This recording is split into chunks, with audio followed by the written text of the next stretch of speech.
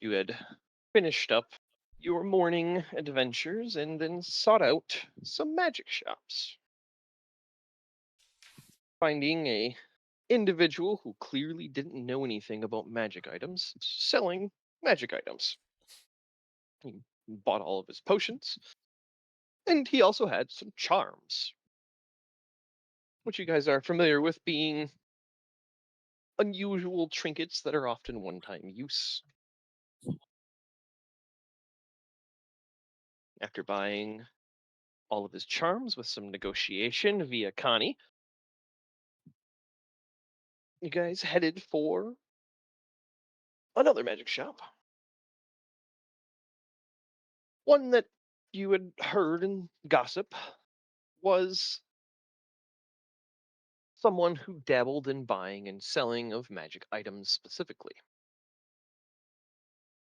Arrived and chatted with him. Unfortunately, he did not have anything for sale, but he was willing to buy things from you, and you offered the cursed ring that killed Samuel, change your name, once. And so he accepted, purchased it from you, That and ring didn't also kill Samuel. Samuel killed Samuel. gave Alar a new spell to help identify cursed magic items. Potentially useful. From there, you peruse the rest of the city, and at the second bell for the dinner and end of shift, you headed to the East Pier, where you were told to meet with Levi Lexington. Upon arrival, he accepted the package from you. Conversation was had, and he asked you to come aboard a ship and join him at the Summer Palace, where all would be revealed. And upon boarding the ship, your carriages with Lizar were sent the long way around, which would arrive several days after you and you departed. Aboard the ship, you had some conversations and enjoyed the travel across the massive freshwater lake Lacos.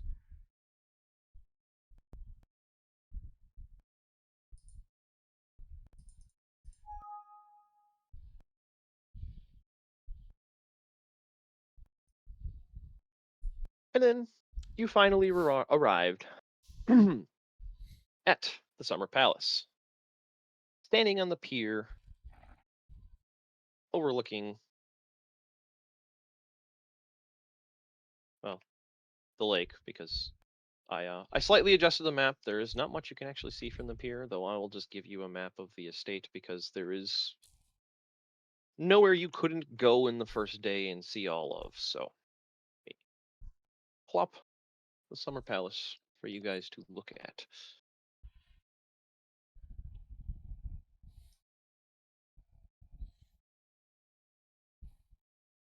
But upon arriving, you guys set foot on the pier, and that is where we called the session.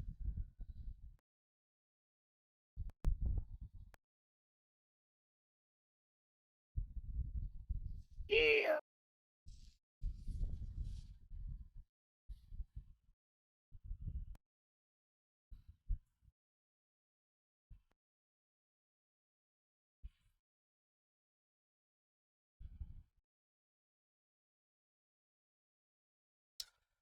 I guess we gather our stuff and begin disembarking. Yeah. I'll send Hero up to give me a nice aerial overview of everything. Yep. You can see over on the southeast, it looks like the half the sailors look to have already disembarked and started heading to that big sanded area. It looks like some sort of temporary camp that they seem to be quite familiar with. Above that looks like a very large sand-filled training arena. There's dummies and archery targets and posts all over. And to the north of that, it looks like a rather large orchard with some smaller accommodation houses inside of it. Looks like you can see a couple of staff moving around between them and between the main house as well. The main house is quite massive. I spent a lot of time trying to render this, and the house is bigger than that. Just believe me. And then the northeast, that is Old Grove. Below that looks like a very large stable complex with about a dozen, maybe a few more horses. And then south of that is a very large grove of trees with paths weaving through it and a couple of private gazebos. At the center of the estate is a massive garden. Flowers of every color in bloom in the late fall, even now. And you can see a halfling tending to some roses. At the center of the garden is a large fountain. And in its center is a bronze statue with it's a bronze statue of a tree with birds on every limb, and the bird mouths is where the water is coming from.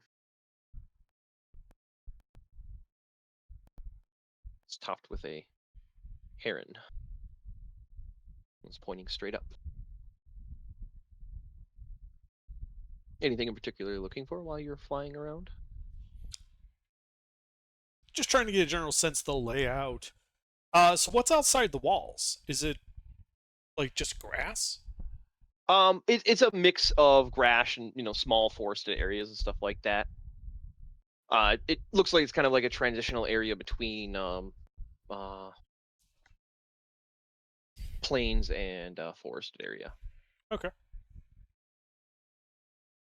No, I wasn't looking for anything in particular, but Okay. it also gives us a gameplay reason for why we would have the map. Fair enough.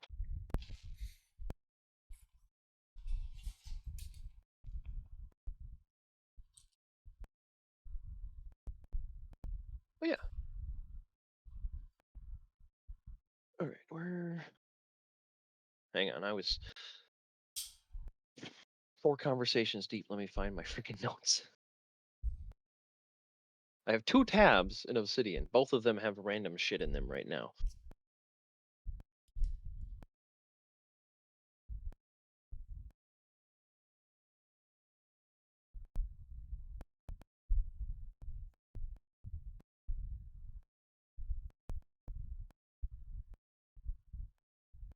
Yeah, and just for time awareness, you guys, it is early evening. The sun is starting to set, but it is about dinner hour.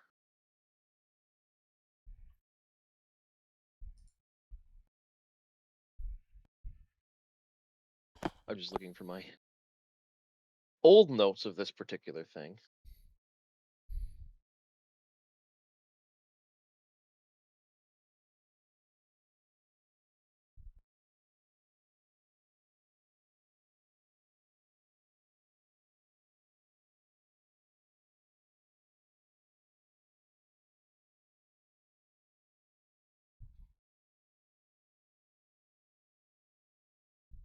Leaving the shore, leaving the docks.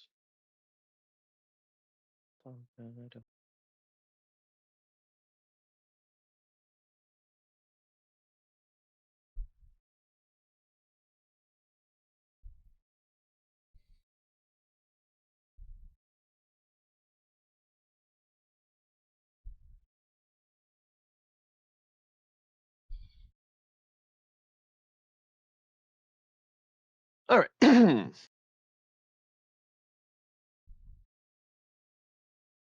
Levi started heading down the pier ahead of you. He turns back and looks at you, looks at the ship. Well, you did eventually arrive. I do appreciate that. If you'll join me, there are rooms waiting for you. Dinner to be had. This, he holds the stone up. This can wait until morning. As for your payment, you can deal with that then as well. I'm told your journey acquired quite a delightful texture. Wyverns, devils, finds. slavers, legal a company, a ghost even. Hydar somehow surviving your discretions. And Silvercloak. Do apologize for that.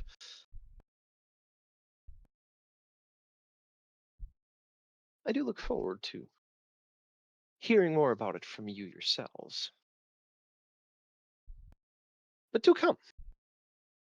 Valen will see to you given rooms, baths, and dinner will be something that hasn't spent 3 months in a bag. The night you are guests.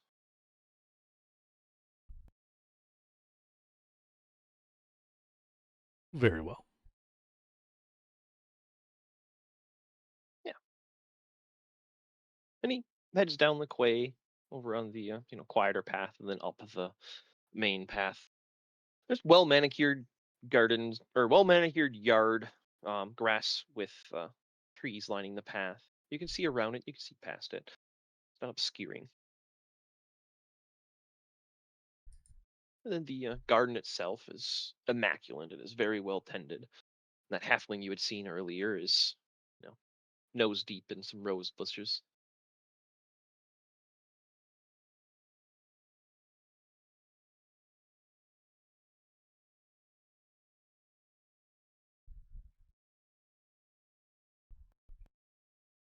And as you guys come up to the fountain, Levi looks at it and goes, "This was slated to be scrapped."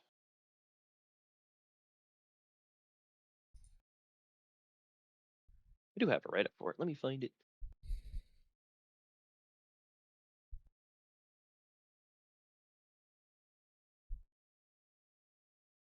Circular clearing at the heart of the garden.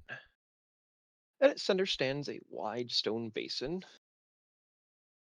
about 25 feet across is the outer rim of the fountain. It has low benches around it.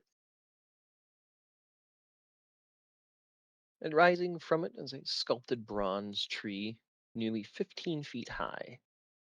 Its trunks twist upward in smooth, dark metal, and branching outward in elegant arcs above the basin. Perched along those branches are birds in every posture of motion and rest: sparrows, finches, doves, and swallows, thrushes, and other smaller shapes tucked among the leaves and limbs. From each open beak, a stream of water spills into the basin below. Some fall in straight silver threads, others arc outward and cross one another in the air. A few spill in soft curtains from branch to basin.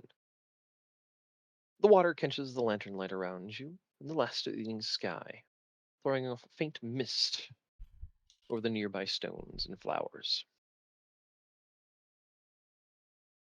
Beyond it, the villa rises above the garden, broad and pale, terraces lined with warm lamps.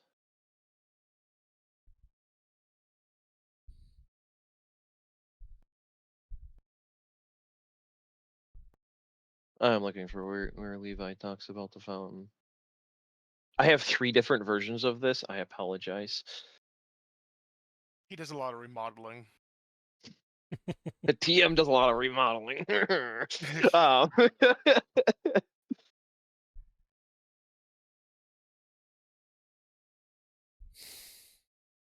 well, basically, he tells you that it was slated to be destroyed. It was commissioned by a king in a kingdom in the southern Flazela region.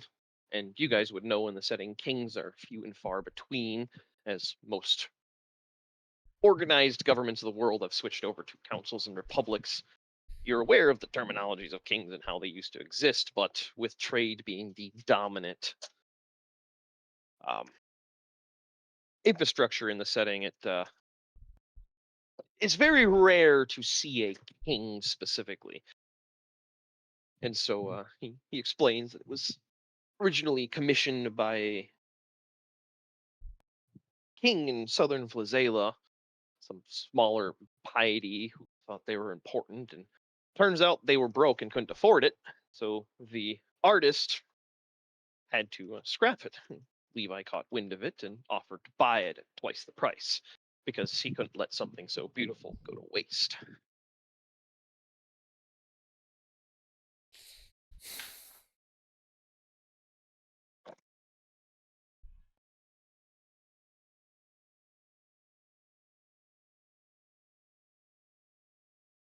And here it is, the centerpiece of his garden.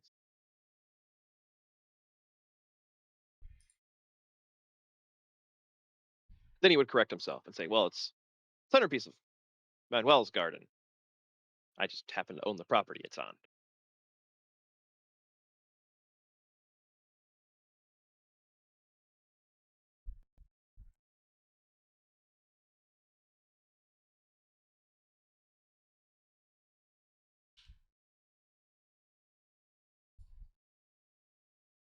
And then from there you go up the paths and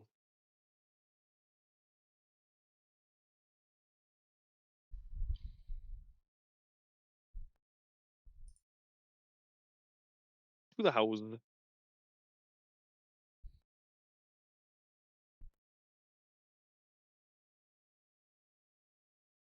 You can see there are windows all over the place on the first floor. A lot of the rooms you can see into look like they're, gallery style, sort of, designed specifically for overlooking the garden.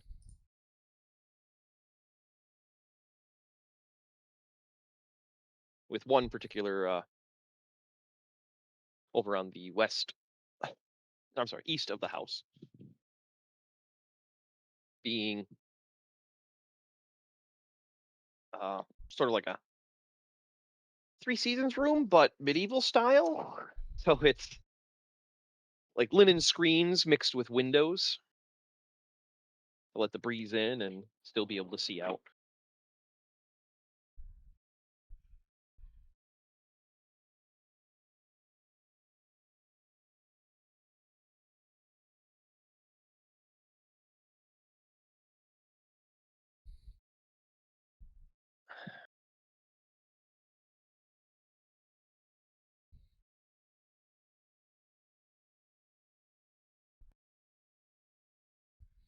All right.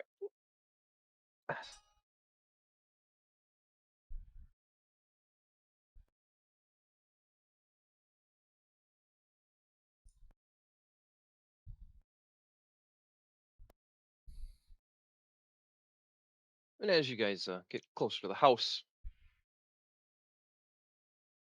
the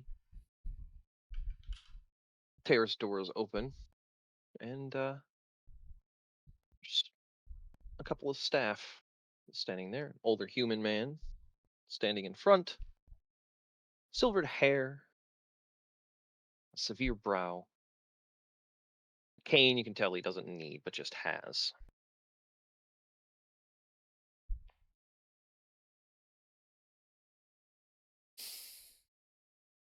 And Levi gestures. This is Valen Eros, the first steward of the Summer Palace. He keeps the house alive, civilized, and marginally less dramatic than me.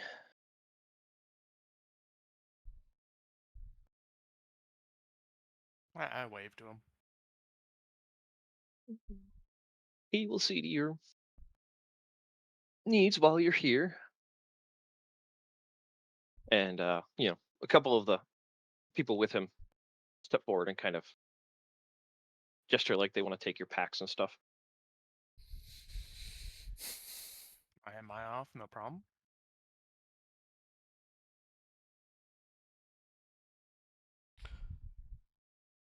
Sorry, I got distracted from a text from work. Uh-oh. Nothing I have to Good run text. out to. They were just asking questions. That's good. Questions. Yeah, just questions. You've approached the main garden entry terrace sort of space of the house, and the first steward has a couple of staff with him, and they have all sort of stepped up to you guys individually and sort of look like they're bagman, looking to take your pack and coat so that you guys are more comfortable.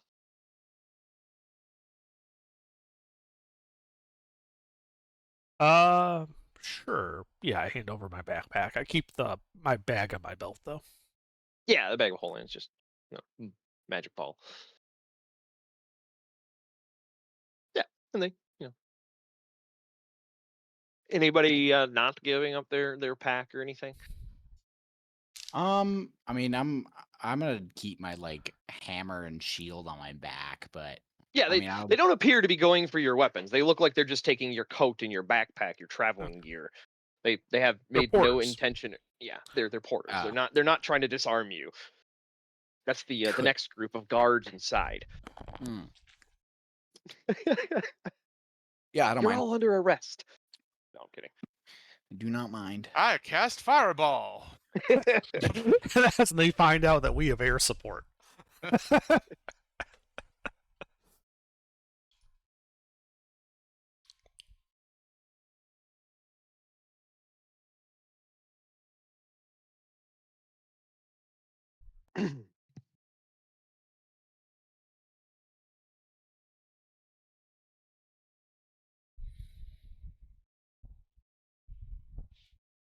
Right. And then Levi turns, as you guys are, disrobed, turns to Valen. Is dinner ready? And Valen responds, It will be in half an hour. And Levi nods. Very well. Well, you guys are welcome to use the house as you see fit. We'll be in my office. I'll meet you for dinner. And there we can discuss your adventures. Excellent. And he heads north. You see there's a large archway that he goes through, and beyond that is a massive room with stairs.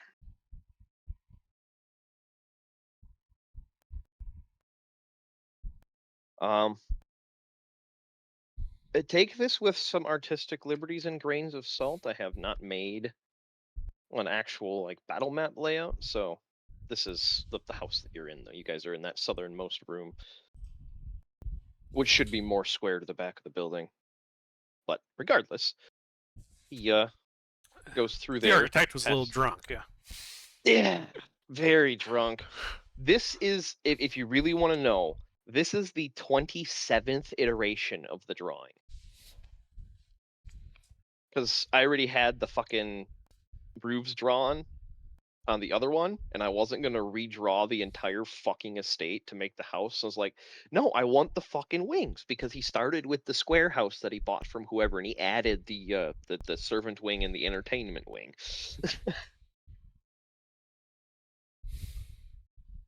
But yeah, it looks like the staff has moved to the west with your guys' stuff and disappeared out of sight. And Levi has gone north with Talon and Talia in tow. And you guys are basically just standing there in that southernmost foyer. Beyond it, you can see there is a large staircase. Looks to go up. What are you watching, baby? Porn. Lots of porn. Yeah, me too. What? Huh? Dinner is in a half an hour. What I'm would you going guys to like go do? to the fountain and just watch the water. All Is there a servant nearby? right. There's a staff, Like a somebody butler? standing in a corner. Yeah. No, Alright. no, not a butler, but yeah. I asked them, is there a library in the house, and where is it? Yes, over in the east wing. I can show you. Yes, and I go to the library. Is there Yeah, like and she- a balcony or like a foyer at the top of the stairs, like an opening that looks out over the rest of the room? You can go up the. You're gonna go up the grand stairs. Yeah, I'm gonna go up and stand in the top of it, right at the top of the stairs, looking out over the living room and just pose. All right. Samuel's standing at the top of the stairs, is T-posing for some reason. Character might be glitched. We'll have to look into patching that maybe. As for the library, yeah, the servant she escorts you there, and yeah, you go through the ballroom, kind of down another side hallway. Yeah, that I have to fix that. All the blue that's completely wrong. But while you're walking down the hall, you do see there's like private powder rooms, which looks like to have some sort of like, like what you'd be familiar with modern plumbing, but from Alar's perspective, it looks weird. Like there's a water closet that's not a water closet. Mm-hmm. But yeah, the library is quite large. It's like a story and a half almost. It's all 16-foot tall ceilings with high windows that have light-colored curtains over them. There are globe lanterns lit throughout the center of the room, casting a very clean and even light. And there are books galore. Any particular book you are interested in looking for?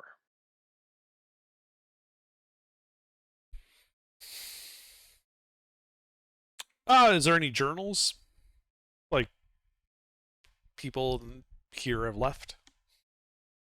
Let's see.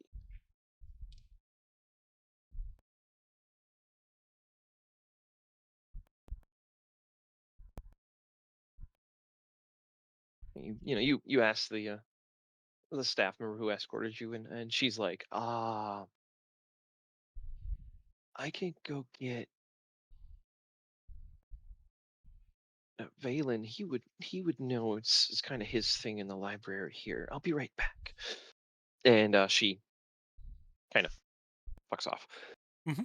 So, but yeah, as you're waiting, you start perusing around. Go ahead and give me an investigation check for the just the library itself. As you're poking around, looking at all the spines, and they're very well curated books. Oh, yeah, you're seeing a couple of a whole shelf of fiction, like floor to ceiling, a whole shelf of historical fiction, and then you find a whole section of like autobiographies.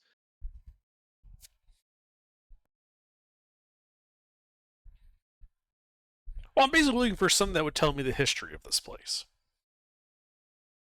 Okay, so then you probably end up over in a smaller shelf. There's a shelf with some architectural significances. So, famous buildings, things like that are listed in it. You don't recognize a lot of them, but they're interesting. And eventually you find a book that is just labeled Estate. And you pull it out. And you start thumbing through it. And it seems to be a overall like history of the actual estate when it was initially established, which looks like it was, based on your reckoning, somewhere between 800 and 900 years ago that this property was, initially inhabited, at least in this point in the timeline. And it was originally a plantation, which was a, well, actually technically an orchard, but they grew other stuff.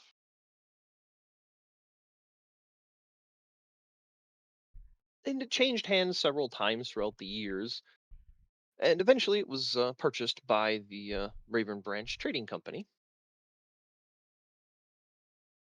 And has currently been modified very much from the initial floor plan based on, the rough sketches of the old manor,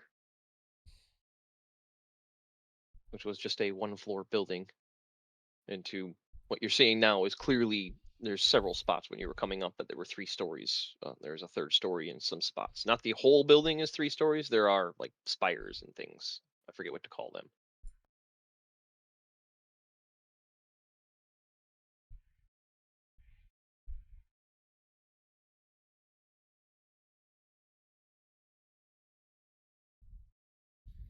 Okay.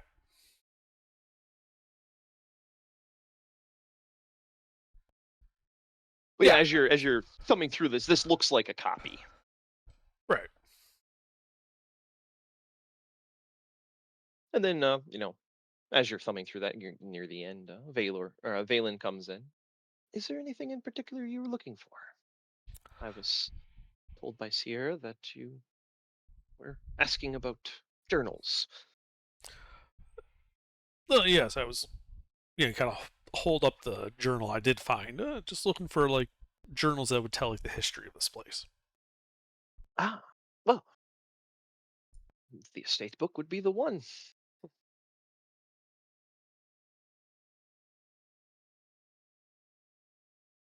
It was established about 700 years ago in the Genthian by the Genthian Rekian.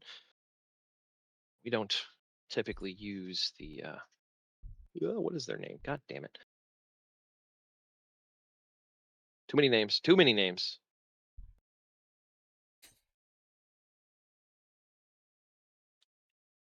We typically don't use the Velishar reckoning around here just because the court had a habit of doing imperialistic reckoning, which creates all kinds of problems with timeline overlap, and it's just a headache. At least Genth was better with their reckoning, though they still try to argue it's the Wedlamar reckoning.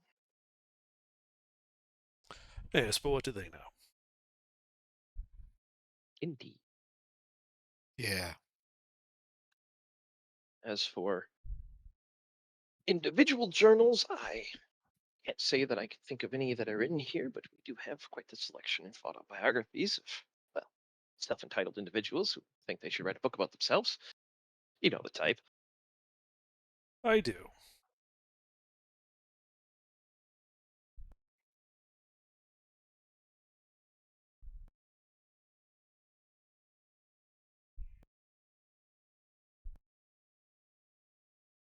Well, thank you for pointing all that out.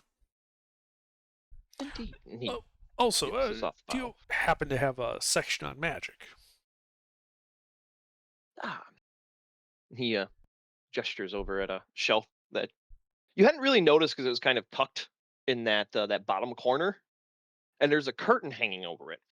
And he goes, "Most people don't bother with it, so I've taken two. Protecting it better, Understand. less used shelf and all." But he walks over and just pulls down on a rope, and the curtains part back, and there's dozens of books on magic and magic theory. Well, you seem to be well acquainted with it. Need to go check to make sure everything is prepared in the Lantern Arbor. Of course. Thank you for your assistance. And he bows. And he leaves. Though he goes through the northwest corner of the room, and you realize that there is a split in the bookshelves, like an offset that's about 2 feet. Mhm. And it looked like just a concealed panel at first. Or it looked like just a paneling part of the bookshelves itself, and it actually was a door.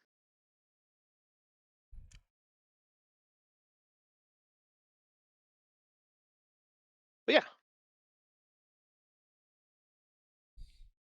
Give me an Arcana check as you're perusing these. Oof. These are very magic-y books. Yeah. Actually, no, I take that back. You're proficient with. Give me an Arcana check at advantage. you recognize some of these words. I'm sorry. Slightly better. Yeah. So yeah, you're thumbing through it, and you're finding some, you know, there's a shelf on the bottom that are the most like decrepit books, and one of them catches your eye because the author name stands out to you as the same author who wrote The Second Son or The Second Soul. Okay. And you pick it up and you start perusing through it, and it's pretty much the same as yours, but this one has spell work in it. Huh. Like more advanced than what yours is. Very basic for what the actual spell work and spell writ is.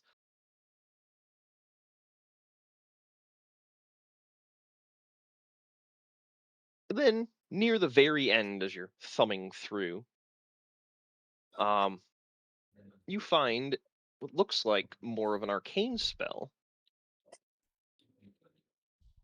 And it's in Elvish. You speak Elvish? No, but I do have comprehend languages. All right, yeah. You cast Comprehend English and start looking at it.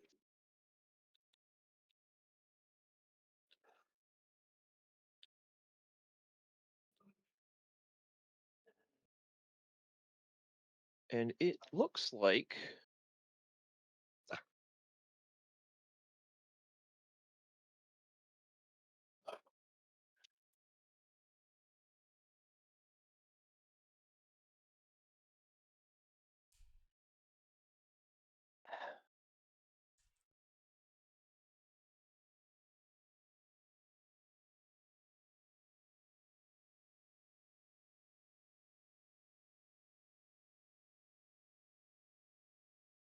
why did they change it? Oh, it's up there. I'm dumb. Just ignore me. I mean, we do usually. Yeah. It looks like a wizard back in the day had figured out and reverse engineered freedom of movement and was able to write it to their spell book. And this looks like a copy of it. And you think if you copied it into your spell book, it would function as the spell. Oh, well, I know what I'm doing. And then the dinner bell rings. No, I'm kidding. How Hold long on. did that take you, 4th level? So a 4th level would Like take... fucking 8 minutes. let's see. It is 2 minutes per spell level. So yeah, it'd take me 8 minutes. I'll just be late to dinner if that's the case. All right. Well, while he's perusing the library and Alaric is staring at the fountain, Wada. Samuel is T-posing on the top of the stairs. Connie, Dot, Rat, what are you guys doing? Oh, what do we? Catch me up. I'm sorry. I was watching the draft.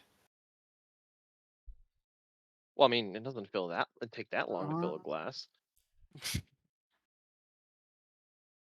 What? So you have arrived at the Summer Palace, as Levi Yeah. has called it. Can I get a list of things that are kind of in this mansion? Like I go and talk to someone and say, what else do you have in this mansion? Yeah, you can just go up to one of the Yeah. staff. It Give me seems a like rundown. there's not staff in every single room, but there's one always conveniently nearby. You're not sure where they came from half the time. And yeah, you just ask one, and he's like, "Well, there's the ballroom, although we don't have any musicians here, unfortunately, so we would have to be dancing a cappella. There is the theater, though we don't have any troupe here right now, so it's a very, very fancy big room with a lot of chairs. There is the library. I believe one of your group has already ventured there. Then there are several lounges for recreation, and then there is also the sauna, the baths, and then the garden gallery. I haven't named it. Don't judge me. That's the southwest or southeast wing that's kind of sticking out by itself. So when you've seen it when you approached, there was a large, window and screens part of the structure that looked like it was specifically for overlooking the garden. We'll clean himself up in the sauna. All right. Would you like an attendant, or are you fine by yourself? I'll be fine by myself. Very well. Over on the east, I can show you the way. And he takes you over, and there is a sauna. Yep. And Rost will immediately get naked and unfurl his wings and hop in that shit. yeah, you just full bird bath. Just full bird bath. Exactly what I'm thinking. Yeah. That's what I was going with. Did they say entertainment was a no-show tonight? Well, no, just there was no entertainment on the estate. There is no theater troupe here. There is no musicians here currently. So Do I'm they pretty want sure if you there asked, to be? well, do you ask the staff? Yeah. What do you ask the staff? Oh. Do you need someone to entertain the other guests? As I hint at my large bag of instruments. Did you give your pack and coat when I everybody always came have in? I always have my instruments. Okay, I didn't know if you kept them in your bag or not, so because nobody objected when I said the staff took your guys' packs and coats. Oh. Okay, No, well I they're in didn't. there. Yeah. I don't pull them out. They're in there. Yeah, so the staff is kind of she's just raised eyebrow. Looks like the same one that left with Aylar earlier. Kind of just been standing there in an idle animation in the entry.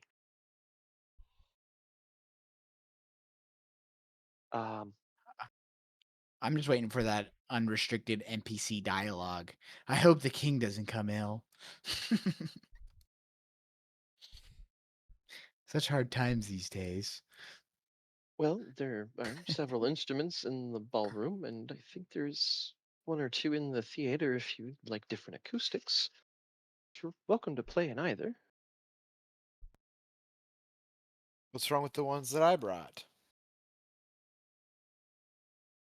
Well, I can show you to your room if you'd like to fetch them, or if you know anything in specific of what you'd like, you can have them fetched for you. No. It's okay. So I just go and fetch my instruments.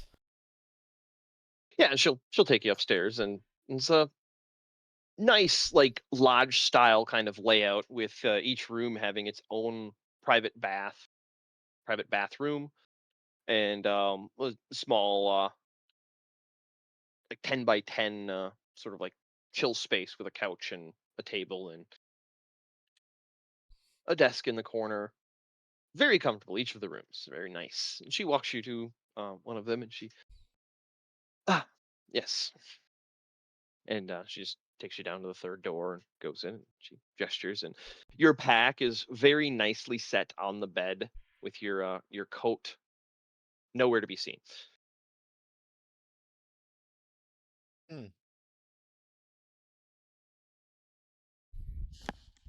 And she just bows and leaves the room.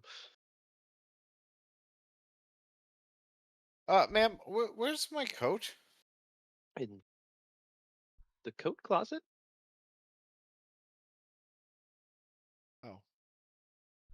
You set me up for that one, you little motherfucker. Yes, I did. All right. Connie selects an instrument. Are you going to the ballroom or the theater? The ballroom. Gonna play a little flute jazz. All right. Yeah. Go ahead and roll performance as you flute jazz. The flute jazz. But yeah, you're easily able to find your way back down. The layout of the house seems to be essentially designed around that grand staircase. Yeah, and you very much approve of the acoustics in the ballroom. It sounds lovely as you play.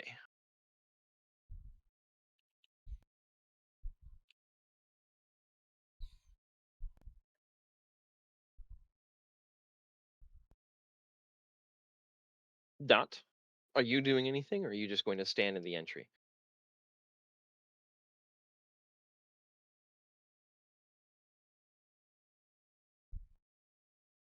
Cece, Oh, yeah, I'm sorry. are you here? Yes, I am. Are you going to find your own private activity, or join somebody else, or continue standing in the entry? I will go find a chair to sit on. Is there books?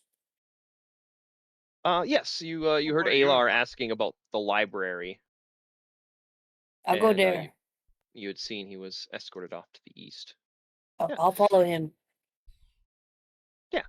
You follow. So Alar, that whole time Dot was kind of just standing in the doorway watching you. Okay. No, I'm kidding.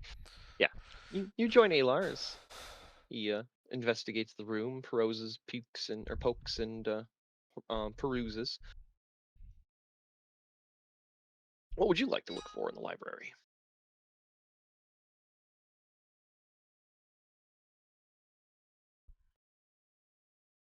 More, I would like, I don't know, learn more about thieving, lockpicking. There's a book about that. Lockpicking for dummies. You do find one after a while of poking around, but unfortunately, you've already read this one. Damn. It is Lockpicking 101. Written by F. Dumay.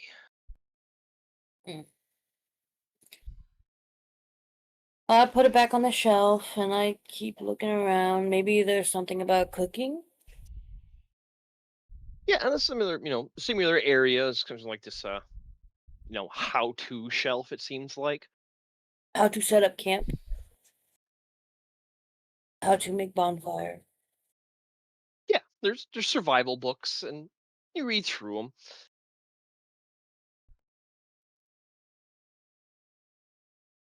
Aylar, you hear a couple of, oh, as she's reading from your perspective, which should be basic knowledge books. That's okay. Everyone's got to start Oh. somewhere. Flint makes it faster to light. Okay. But yeah, after a little while of you guys perusing and Alaric, Nibbles finally showed up. Ah, He didn't Nibbles. join you guys when you went down the pier. He seemed skeptical of the gangplank, and this time Levi didn't invite him off. Ah, And you guys followed Levi, and Nibbles was fine. You knew he'd be I fine. mean, he was with me. I would have just encouraged him to go down to Draconic then. Yeah. I And just he figured still he was with me. hesitates. and we just- He hesitated a little bit, and then started playing with one of the ship crew, and Levi was kind of standing there stomping his foot, and so you guys all just went to the house, and Nibbles was fine. He was in safe company. But after a little while, Eric, of you hanging out by the fountain, Nibbles comes bounding up through the garden, and Alright. you hear cursing in Halfling. yeah, that tracks. And Nibbles comes up to you, and you just get overwhelming emotion of happy from him. Mhm. Like, it doesn't overwhelm you. It Oh, is yeah, just right. happy on loud. Right, yeah. And so Well, you no, I smile at him, saying, no, I'm glad you're feeling so good there, do you speak Draconic? No. I'm saying this okay. in common, but since I'm getting that, that vibe from him, Uh-huh. I'm glad you feel that way, so it's good. Yeah, and he's just smile and nod enthusiastically, but you can clearly tell he has no idea what you're saying.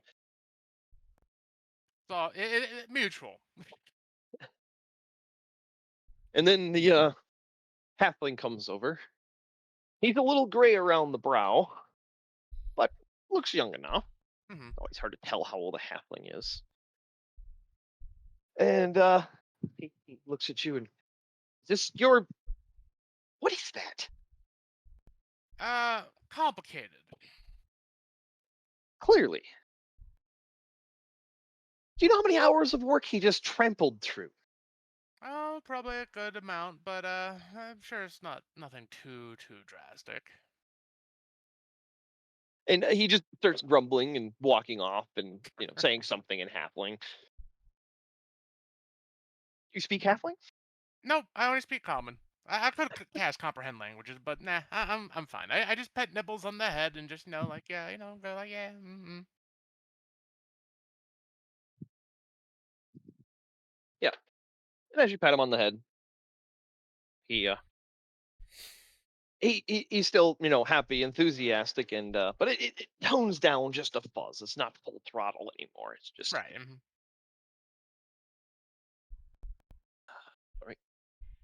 feeding and watering my dog. She decided to eat early. She usually eats at fucking midnight. Ah.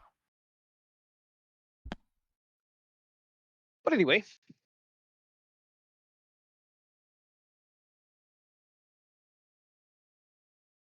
and yeah, basically.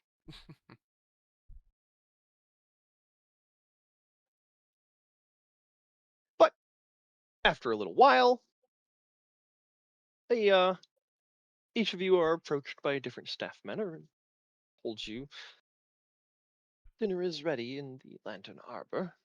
It's the west of the door you came in. Ah, well, I thank him, and I stand up. I gesture for Nipples to follow me. You want to get some dinner? And then I start walking the way indicated.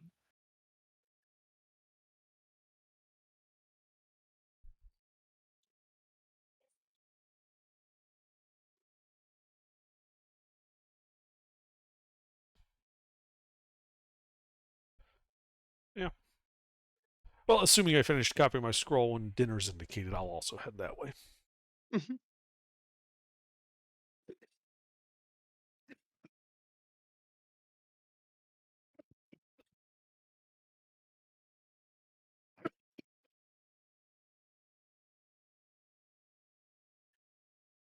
Well, yeah, one by one, you guys all arrive in the Lantern Arbor. It's a modest-sized room. Actually, trying to figure out because it's not a fucking square, of course.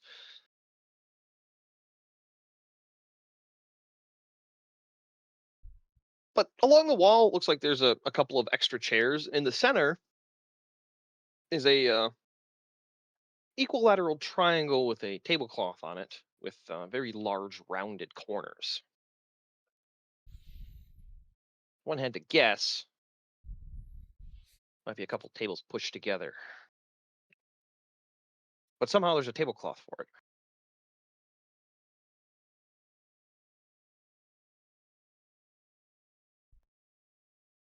And Levi is in there waiting.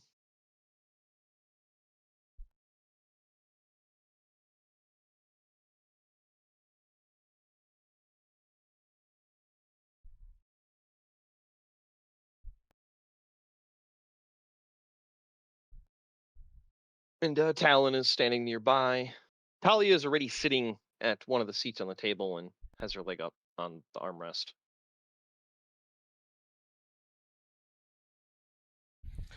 Yeah, well. Hmm. Well, I greet them as I come in.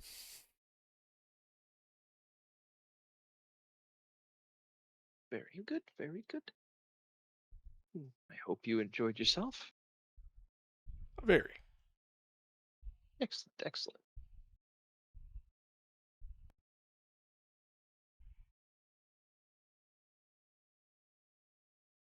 He has a glass of wine in his hand. Looks like he has changed clothes. It looks like he's dressed for dinner, but not like formally ceremonial or anything like that. Just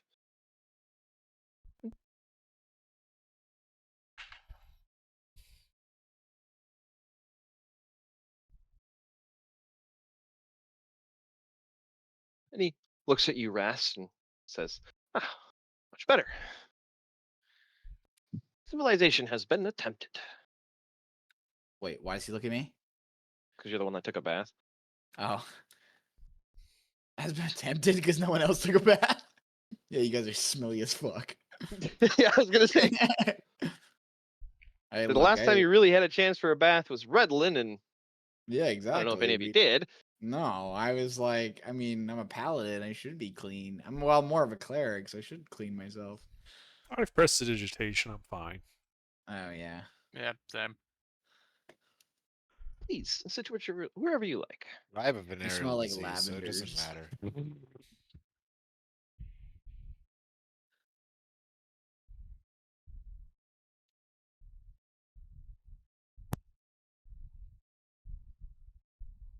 But tonight, we're not talking business. I would like to hear about your journeys. From you, not a report. Tomorrow, we can ruin breakfast with business.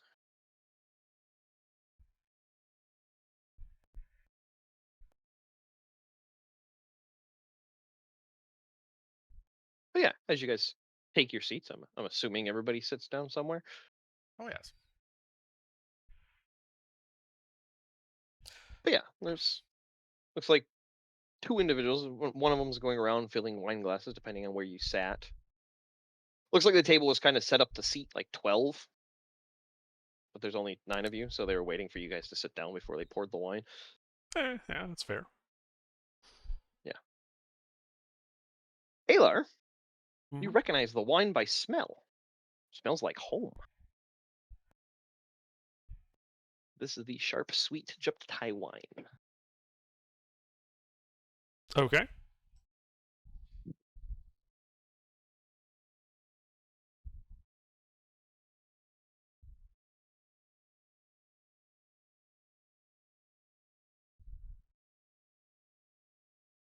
And then dinner is served. The main course appears to be some sort of fowl, like a Cornish hen, maybe. Mm-hmm. And then Levi, as as everybody starts eating, and he says, "So, tell me, what made you decide to initially venture through the mountains instead of taking the well-known roads to reach Ghent?"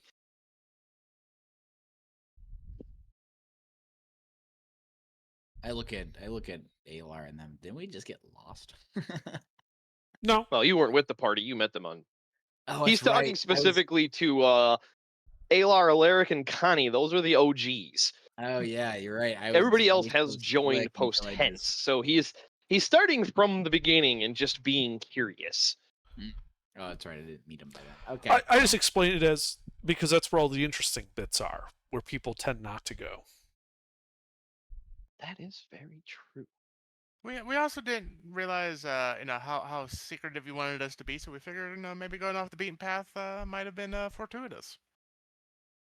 Ah, well, I had no intention of you guys being secretive. Well, that's Simply asked probably you for the to best because we weren't. head to Ghent Yeah. and pick up It a didn't last package. long. There were no strings attached with that initial request, other than the package arrived intact, unaltered, on which you would receive payment. What you decided to do on the journey was yours and yours alone. As you can tell. Indeed, as I've heard.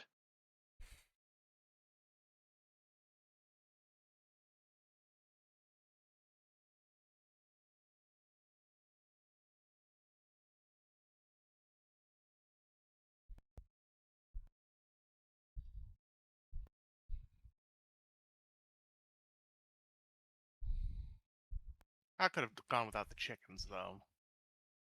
Damn chickens. Oh? Where were their Yes. chickens? Oh, I'm no, unfamiliar giant with this. chickens. And I began telling him of the story of when we ran into those giant chickens and trying to wrangle them and got pecked in the head. Ah, yes, the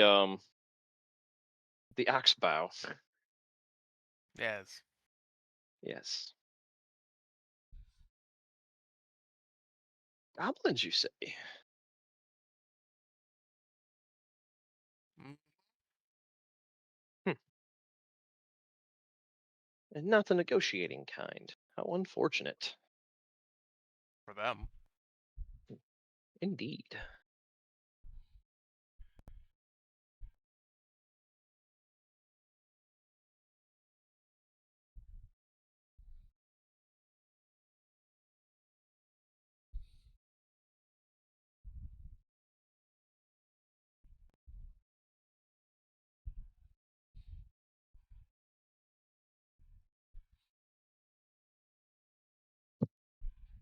So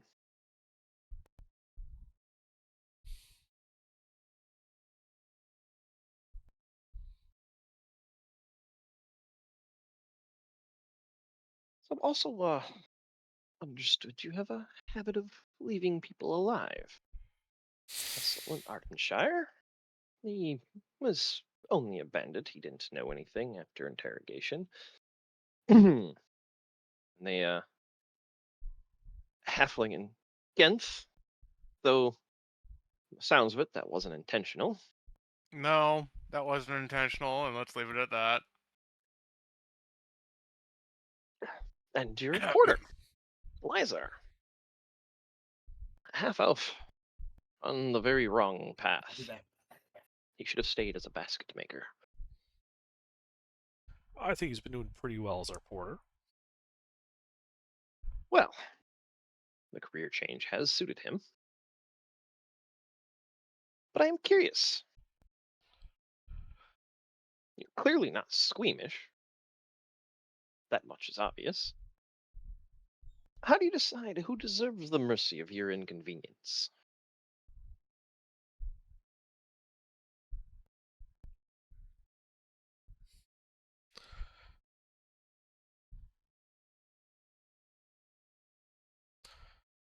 Well, excepting one case, I glance at Alaric. Hey, And said Samuel. that was enough. we weren't going to speak of that again. Somehow he's staring daggers at the both of you. No, it wouldn't be that obvious. Mostly it comes down to how much they have inconvenienced us and how much we stand to gain by their deaths. I see.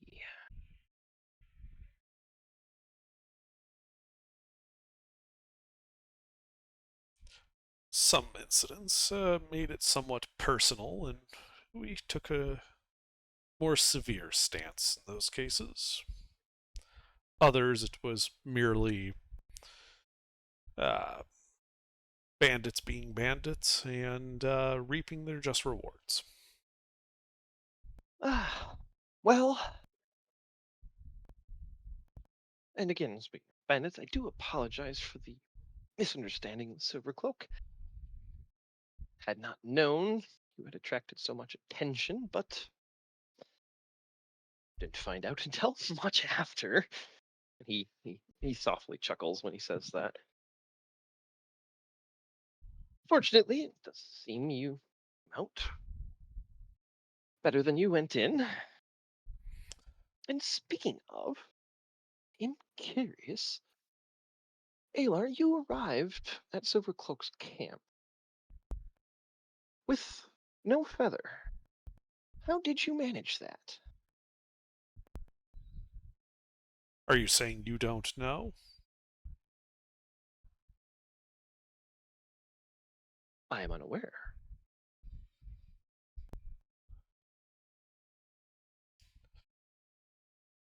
Nibbles helped me. Huh? Indeed, a curious little creature. I do not have much on Chaos Wyverns, but I do know they are from another plane. It's the realm of chaos itself. The place where everything isn't. And is. He is indeed far from home.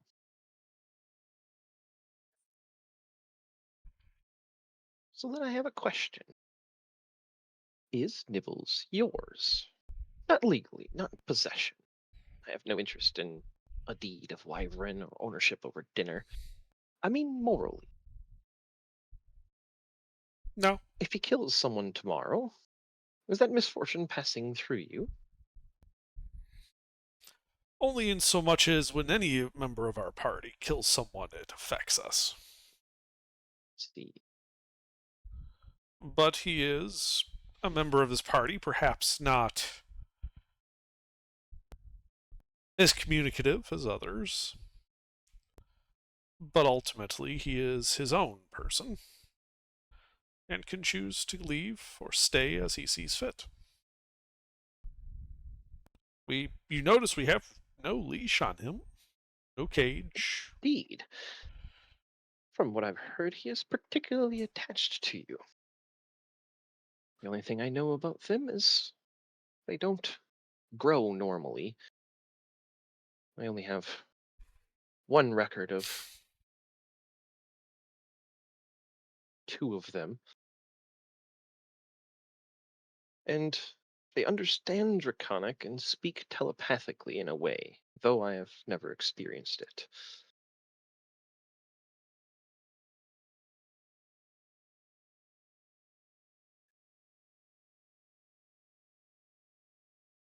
But it sounds like he is in good company. Or perhaps we are in good company of him. Ah, very indeed. Gods will have nothing less. It's the best.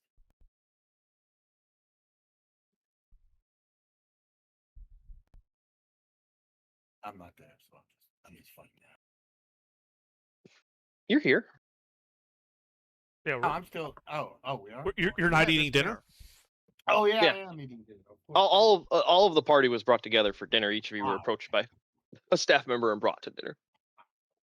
I mean, I suppose he could have refused and just stood there at the top of the stairs glaring at us as we all went to dinner. And you just No, hear his I don't- stomach gargling no, at I the don't top of the think I- stairs, like blah, No, blah, I blah. don't think I'd do that. No, Grumble, I'd go grumble. to the table. Yeah.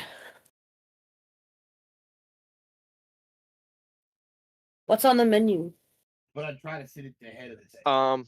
It's some sort of Cornish game hen? hen, like Cornish hen. Like it's a small fowl of some sort.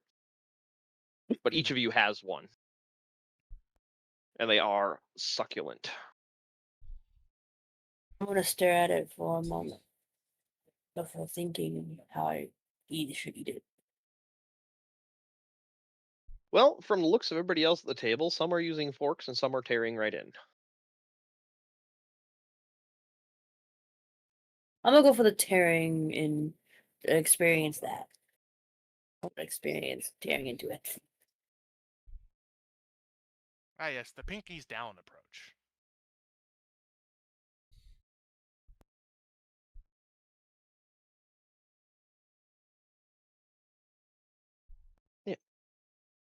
As you guys are digging into the food, I forgot I made that under. Tastes like quail. Looks like meat's Small, back on looks the like menu. roasted, glazed with honey, thyme, and cracked pepper. Its skin is crisp, and it is served alongside of small, soft apples that look like they were cooked alongside of it. The meat is delicate and savory, with just enough sweetness to feel like the person who cooked it was trying to impress but not overwhelm.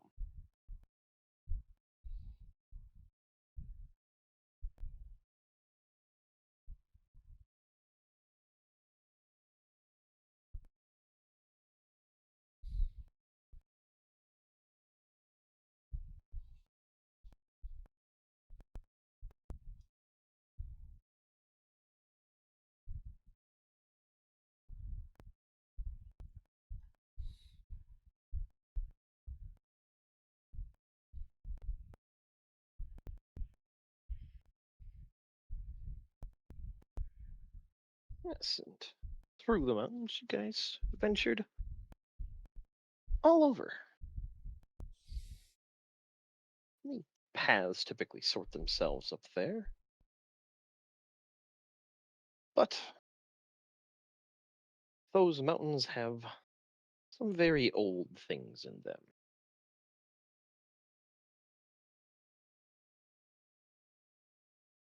Indeed.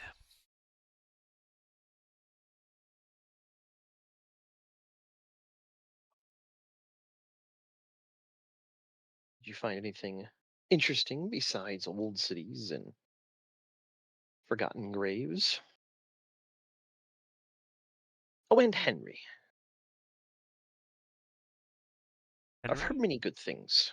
The Infinity Guardian. That was his name. The random magical like fortress slash banner that you guys came across.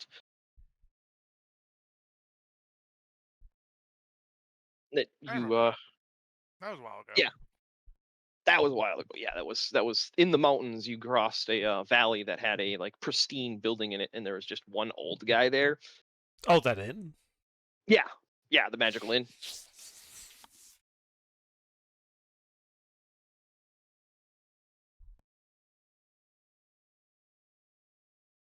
Nothing that springs to mind. Mostly just old ruins.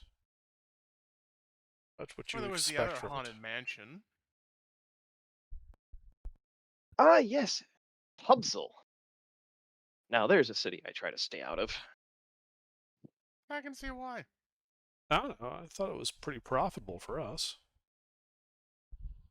Well, yeah, but I mean, Yes. that was kind of annoying. Oh, yes. Profitable in small doses. Yes. Large doses might lead to genocide. Genocide is bad. Well, Uh, depends on who's I asking. suppose.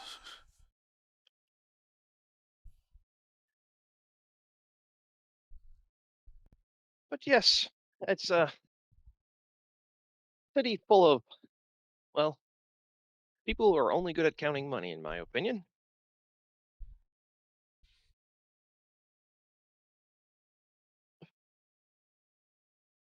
Though I am curious where you got the adamantine plate to deliver.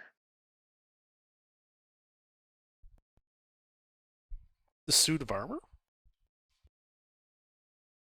Yes, the two suits of adamantine plate that you delivered to the first guy that gave you the ghost mission. Right, yeah. Oh, that was, that guy in that, way station. At the border. Kettle's Crossing, Yeah. 400,000 population city. No, it was like when we were like going through the border area. That was in Kettle's Crossing. Oh, Yeah, it's the city of blacksmiths. right. Yeah, this one guy asked us to do him a favor, so we did. Favor was done. We got paid. Huh.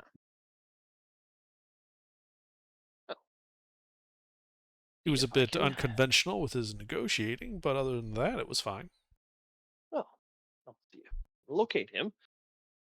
As a smith who can work adamantine is always a valuable combination.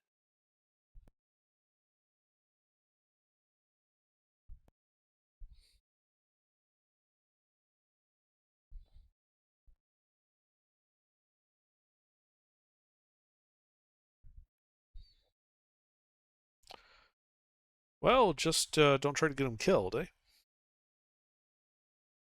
I try not to make it a habit.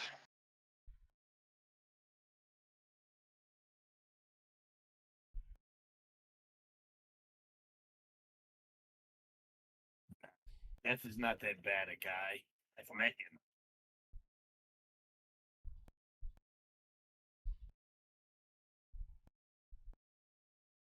Yes, and as for the three of you, and he gestures at Rats, Dot, Samuel, I'll have to learn more about you, but from what I've heard, and he points at Rast, you spent time with orcs. Few in this world who have done so and survived. Yes. And he points at Samuel, and you have an incredible gift. Powers of God. How Oh, Interesting. brother, listen to this guy. Powers of a. Of course, I have the powers of a god. I am a god. You just had to say something about him being a fucking god. well, And this is my loyal vassal. I put my hand on Rast. I did not agree to anything, but I will keep him alive. And Levi just kind of raises an eyebrow as Rast clearly has a wheel of the 13 on his chest plate. I just be like, I'm just here to make sure he doesn't kill himself twice. Well, I'd be your what's the acolytes or what's the Yeah. clothes? Yeah, because you would have taken your armor off in the shower and probably just- not put it back on, considering Yeah, these we're are in all my comfortable company. acolytes. I just Yeah, kind of go these are like, all he my has acolytes. suicidal tendencies. I do not. But That is not true. The only time I have ever died is when a god thought he could break my will. Met death, by Yes. the way, so it worked out well for me. he is an interesting fellow. I always wonder he's had in his pipe. It's very- Because what does death smoke?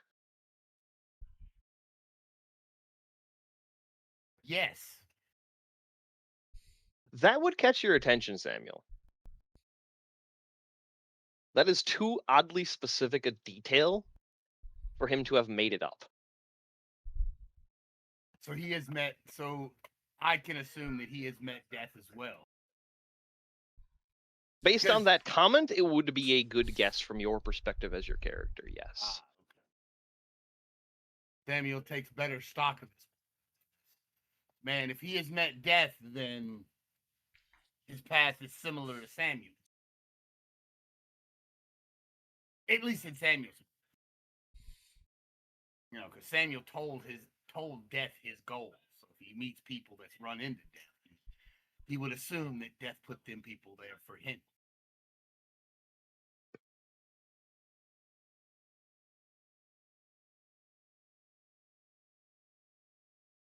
Yes. But let's go back to out of the mountains. I am truly curious about the well, she didn't know what they were. But those little bits that you got out of the trolls when they died. About the size of a he kind of holds up his hand. Small melon. Aylar, you'd realize he's talking about the heartwood core. Yeah. Did you figure out what they were? Yes. Oh, do tell. Well, if you plant them in the ground and do a certain type of druidic ritual, you make more of these monsters. I suppose it is part of their reproductive cycle. Wow. Formidable beast it was.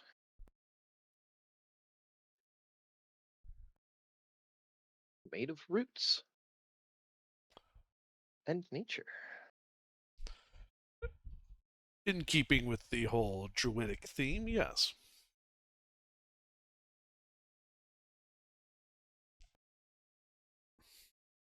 Unfortunately, their ritual is rather metaphorical in its description, and so at this point is more of a curiosity than a practical ability.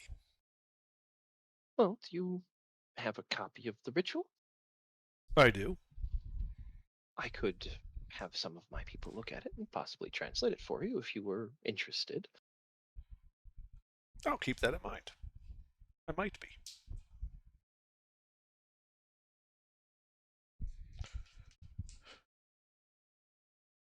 On the other hand, I'm pretty sure your halfling is planning on murdering us in our sleep if we mess with his garden, so perhaps not. Oh, don't mind Manuel. He means well, I promise. He just gets a little excited when things are disturbed out there. He has spent the better part of a lifetime cultivating that garden and the orchards. So I do apologize for his excitement.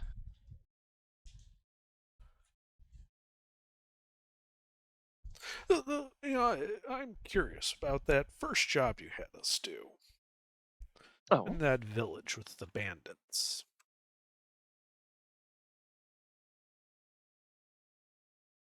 You dispatched us to that village before the bandits actually hit it.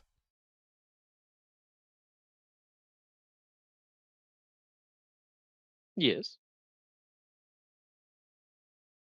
How did you know? So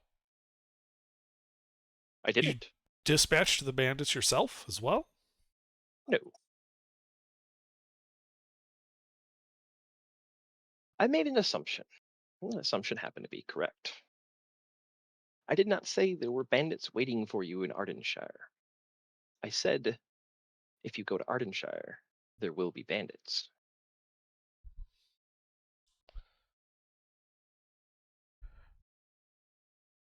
And just Because you sent them. Bandits have a tendency to strike somewhat randomly. Their strike was not.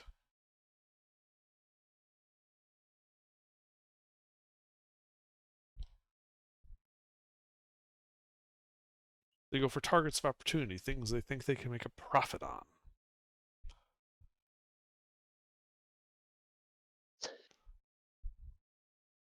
I will clear the air. I did not send the bandits. I had associates in the region. I was organizing your company at the same time. Someone else learned enough to move against my associates. They hired violence too large and too organized for local banditry. And the pressure began to move towards Ardenshire. I believe the blade was likely to fall there. And I was right. I did not create the fire. I simply smelled smoke before they did.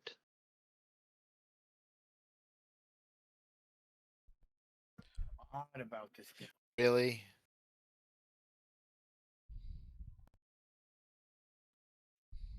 Just you seem to be a very learned man. You know a lot of things. Things normal people shouldn't know. How?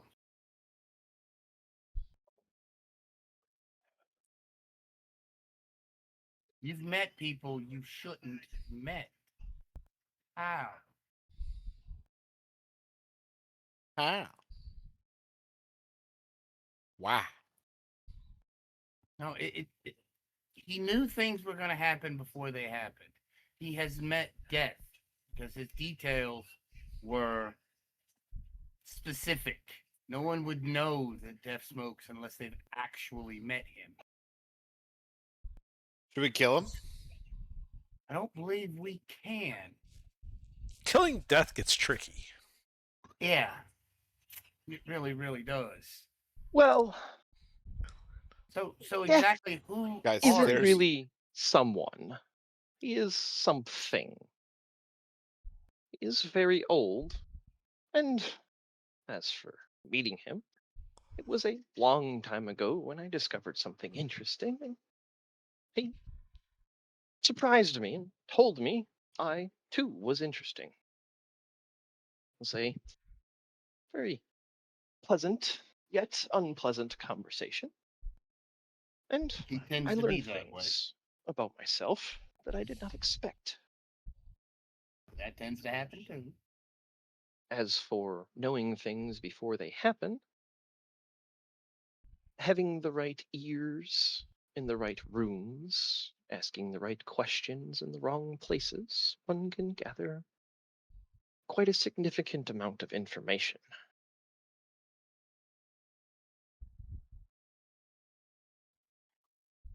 Something about this guy just doesn't sit right with me, man. I think he's more than he's telling us he is. I mean, yeah, I'm not positive. Well, do you use any of your paladin abilities while you're sitting in this room?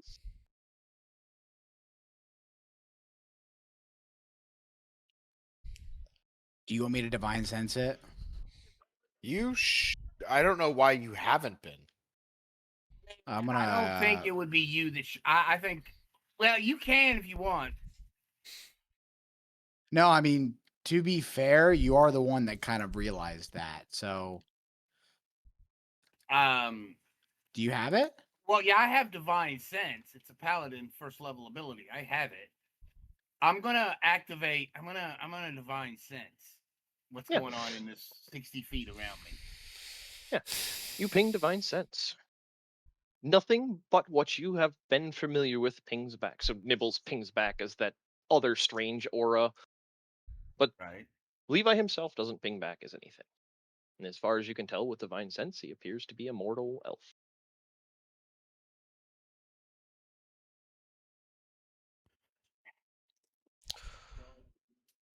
I mean, So Levi, how old are you? Oh.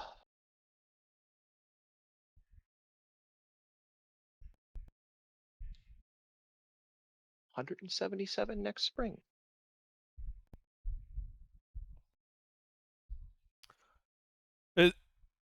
And you mean that as in it's 177 from the year of your birth, or you have lived 177 years?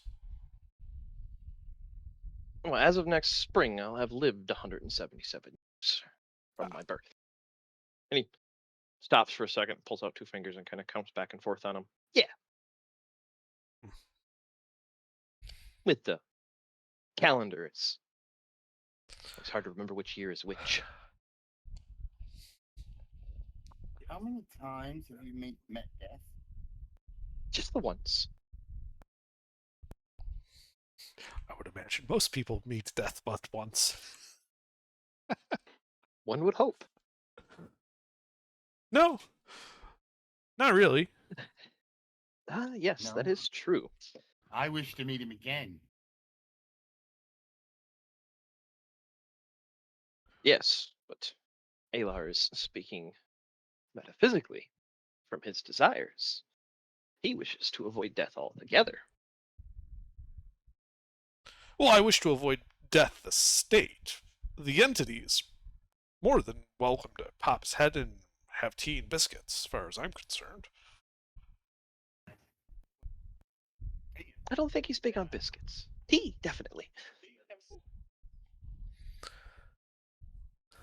My So- point is that I'm not hostile to death. I simply wish to avoid it occurring to me. So, was there any special way, anything you did that brought death to you? He came upon me and told me I was interesting.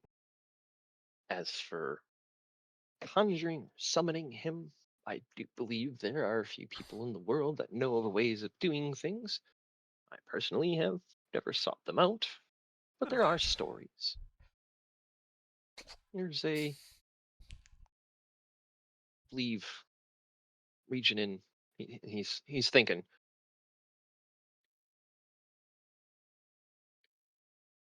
I believe Sovereign. There's stories of a river tollkeeper Is with that a ferry. Is that another nation sovereign? Yeah, it's a sovereign nation. Sovereign. Okay. Sovereign. Samuel's gonna write that down. You notice he Yeah. takes meticulous notes and writes it down, Yeah, let me get as he has since the conversation switched to death. That other stuff he wasn't caring about, but this has really piqued his interest.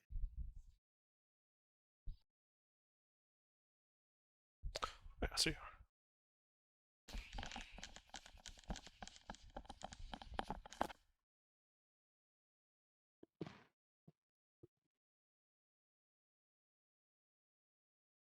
Sorry, I don't have these as individual drop downs. These are just in one big long list for all of my initial.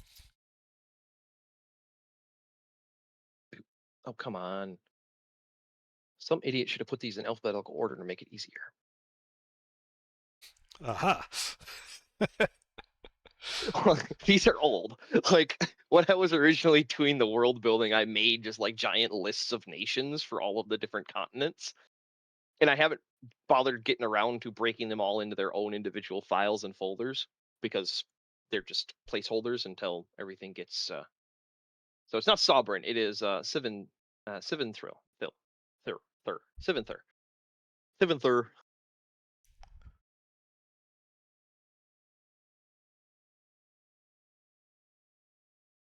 But you'd recognize the name because of your upbringing, Samuel. That is kind of like one of the few like religious monarchs in the world that still exists as a monarch. Okay. Yeah. All right. So yeah, very Wheel of the 13. But their leader is not a king; they're more like a pope. But not like the pope of the world, just the pope of that nation. Yeah, they're a theocracy. Yeah. Okay.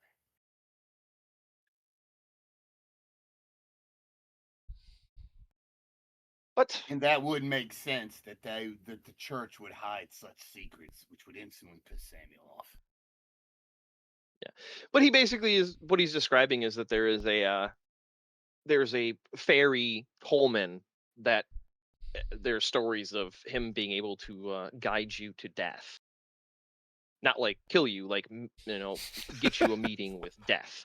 Hit you to death. Actually, he just shanks you a couple times. Yeah, no, he just gives you a vial and say, "Drink this with your tea." Don't mind the green glow. Yeah. But as for Tastes myself, just like ginseng. you would have to peruse the library. I may have books on the nature. I don't really know every book in my library. Okay. That is more. Again, I should have put the fucking staff. I named all the staff.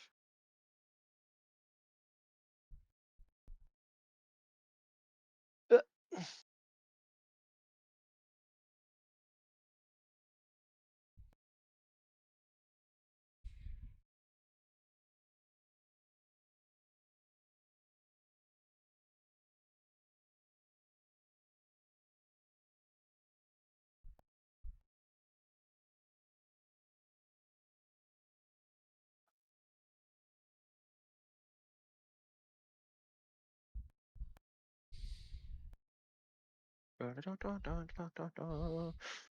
Which is split across 2 fucking lists. Okay, we're just gonna put them in one document and call it done.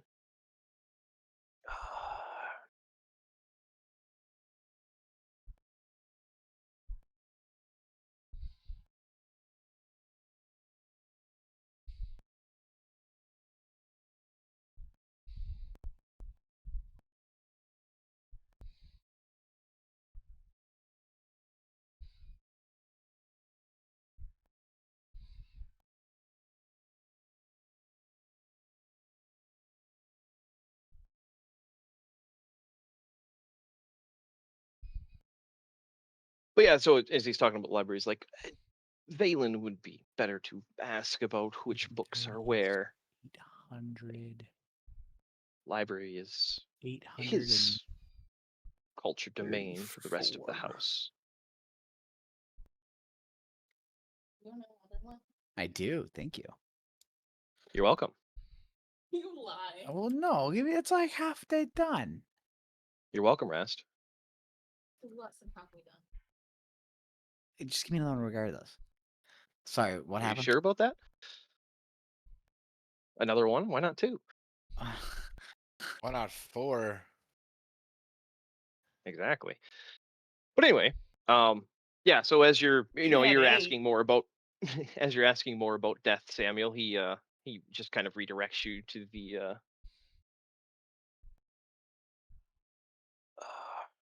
one of his people that worked the library. yeah, the basically the head butler of the house. Calls him the first steward.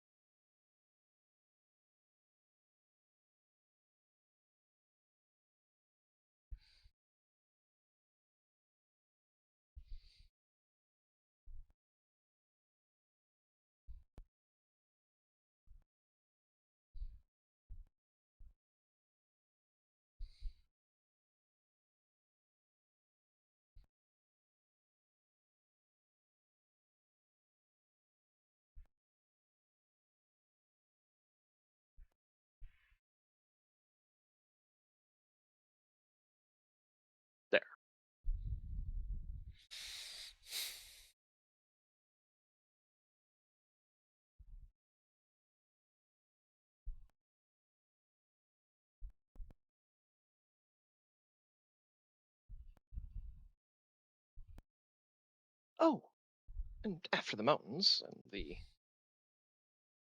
trolls, I heard you met a Histocron. Curious fellows, aren't they?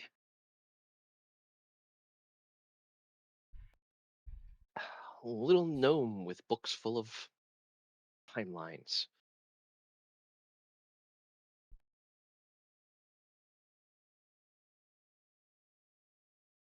I have no memory of this.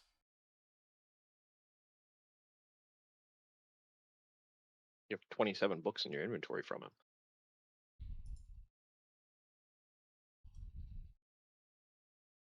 Is that where those came Thorin? from? Yeah.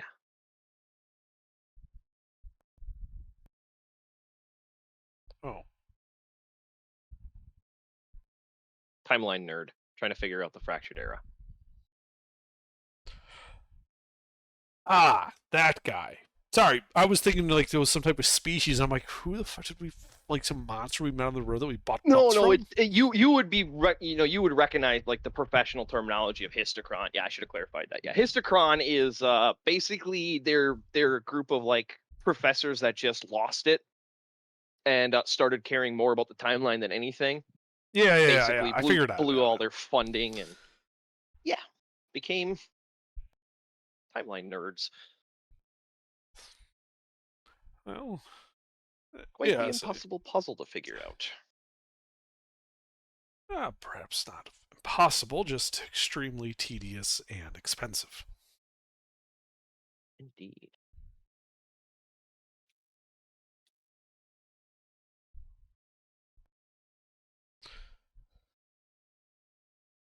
Myself only have probably about 800 years of reasonable reckoning. Thing beyond that, it really does get messy. Like, really, really messy. Well, when ancient civilizations begin messing around with time travel magics, it tends to get a little messy, yes. Huh? No, it wasn't. No, it wasn't time travel. It's just civilizations all regrew from the collapse with different calendar styles. Wasn't time They travel that did have that. magic involved with time travel. I have an artifact from them that works on that principle. You have an artifact that can manipulate time. View the past. Similar but different. But it shows that they had magics in that field. Very curious. Do you have it with you? Of course. Might I see it? I pull out the lantern and just plop it down in the middle of the table. Yeah, it's 1.5 foot tall hourglass. Yeah, that. For some reason I keep thinking Yeah. it was a lantern. I think you have a lantern. I think I'd have to look at what magic items I've all created, but I do know I have like a magic lantern sort of thing. So might have given you that too. Because I know you have like of the like artifact level stuff, you have the mirror that shows you memories, you have the time line showing hourglass. And I think those are like the big-in utility ones that aren't a weapon or anything like that. Well, and then It is an the hourglass, yes. The ritual. hourglass of refracted time. And he looks at it. And then he reaches into his pocket and puts a ring on his finger, and he just touches it real quick. And he goes, "Oh, very interesting." Then Alar and anybody on his right, you'd have seen the diamond in the ring glow for a second. Some type of like stored identify. Yeah, it looks like you've seen rings like that before, and writing about them and stuff like that. Its ability to store and instantly cast a spell, regardless of the casting time. Mhm. Based on the design, you'd figure it's one of them. Makes sense. Huh. That is a very interesting device. It is. Though I would say this is not of mortal design. I just raise an eyebrow at him. This, and he's like, one moment, and he stands up and he turns to Valor and is whispering something in his ear, very quietly, and Valen's like, very well, sir. And Levi sits back down, and Valen just disappears through another one of like very much what you see in the library, like a hidden panel kind of. Yeah. Old houses like this had tons of servant entrances like that. This wouldn't be surprising. You have no idea how complicated this fucking map is. There are Having two seen- basements. Having seen how some of these old houses were designed, like Yeah. in real life, I probably wouldn't be that surprised. Yeah. I'd I be more had surprised designed that you two- actually like laid it all out. Yeah, that is what I've spent a good amount of time when I've been doing work on the Summer Palace is the so there's 2 layers to the basement, which you guys would, if you poked around, would find. Like, nobody is stopping you from using these secret doors. Like, you could poke around. So there is a sub basement, which is the substructure of the main foundation, and that is primarily where all of the servant quarters are. The basement is where a lot of the plumbing and heating and cooling and stuff is ran. Because one thing of note, you did see chimneys, and Connie, when you went in the room, there was a fireplace. So it looks like has hybrid heating and cooling. It has conventional fire and something else.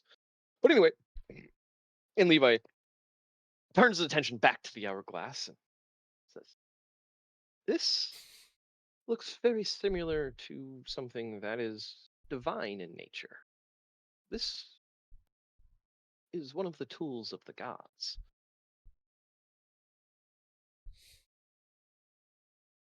Not the gods specifically. As far as I'm aware, they are timeless beings that do not exist in the material plane. But Blah. they do have individuals that maintain the timeline. This appears to be one of their devices for doing that.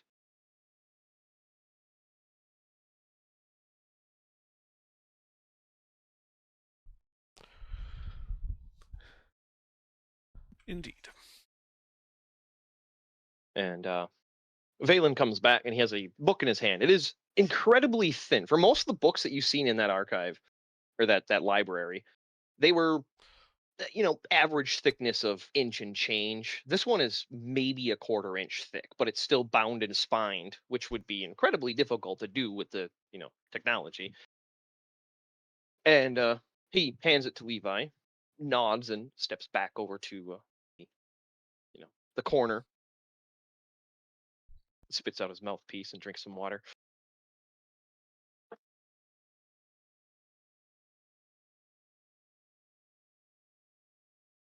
And Levi, turning through the book, and he hands it over to you. And you can see on the cover, it is really beaten up, but it looks like it says dangerous relics. And there is a image similar to another book that you have from Greshmark, actually, of the 12 Pillars, which was the pre-Wheel of the 13 religious system. Mm-hmm. And he hands it over to you, and sure as shit, there's the hourglass. What does it say you can do? Basically what Identify tells you. So why does it mark it as dangerous? Because it's divine in nature. The danger does not come from the device. The danger, and he turns back to the front of the book, and like on the first or second page, and hands it back over to you. And there is an image of like a 12-foot tall dragonborn that appears to be made of clockwork. These are the servitors of the gods. you have something of theirs, they typically come for it. Well, they're taking their sweet time in doing it. I've had this for quite a while. As I pick it up and put it back in my bag. Yes. And he just shrugs. Well, that's what the stories say. But yeah, that is why I assume that the elder civilization dabbled at least in time magics, and that could easily be why, such histocrons are essentially on a fool's errand. The timeline might be impossible to trace through there. Well, and he closes the book and hands it to you with the back facing you.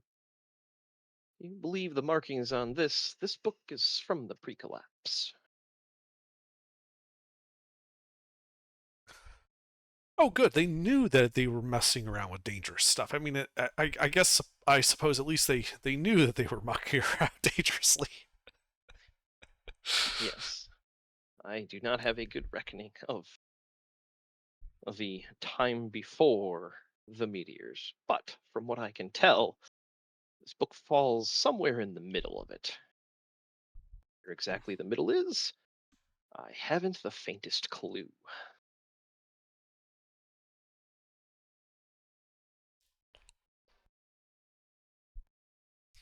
I mean, if they were messing around with time magics, for all we know, we're talking about something that has yet to actually occur.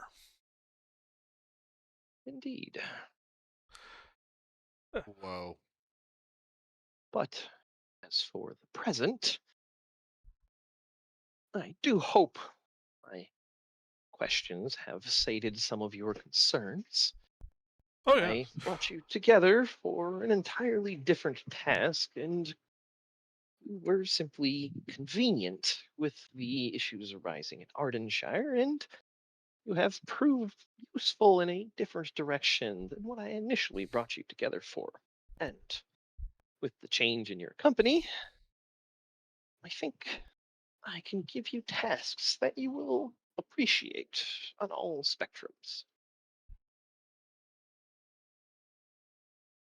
Who needs to die? Ah, we will save the job talk for breakfast. Dinner is meant more for socializing. And I look over at Alar and I whisper, must be a big deal, whoever we're gonna have to kill, if we're getting pushed off until tomorrow. Oh yeah, that, and also, we're just being nice.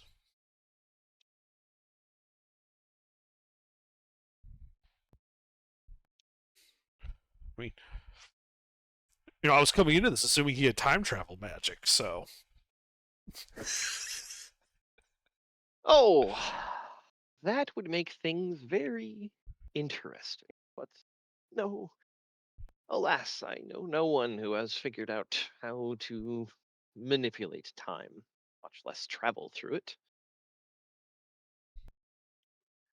I prefer to use the word yet when I'm talking about stuff like that. Indeed. Yet. But if you believe this, and he holds up the Chronoton book, it may have already been attempted several times, and then dissuaded several times. That is why we should break.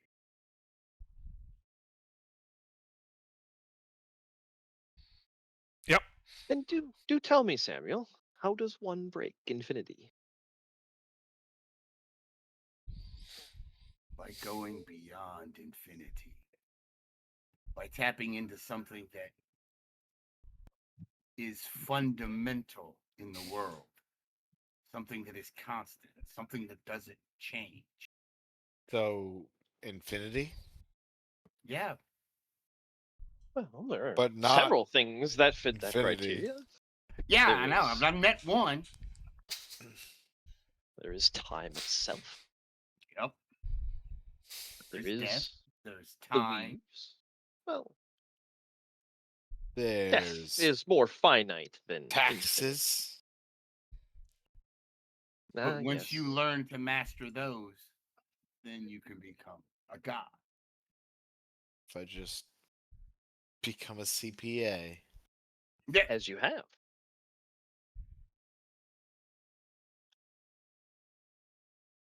I haven't mastered them all yet. I will stand atop it all. Reshape this universe in my image. I will cast down the false gods that sit on their thrones while people suffer. Oh, here we go.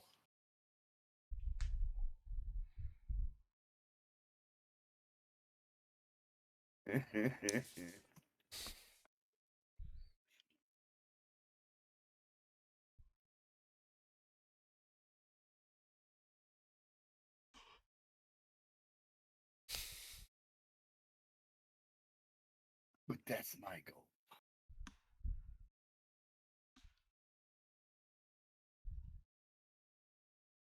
But death is first. I have to find a way to resummon death, to have us a chat. Then I can begin working on time. I'm assuming there's an entity for that.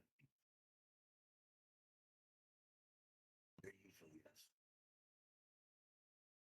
But you had asked earlier how I know things.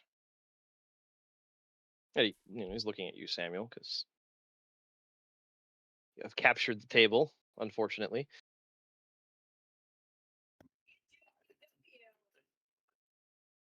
The disappointing answer is the world talks constantly. Meaning, Most people simply listen only when it's shouting.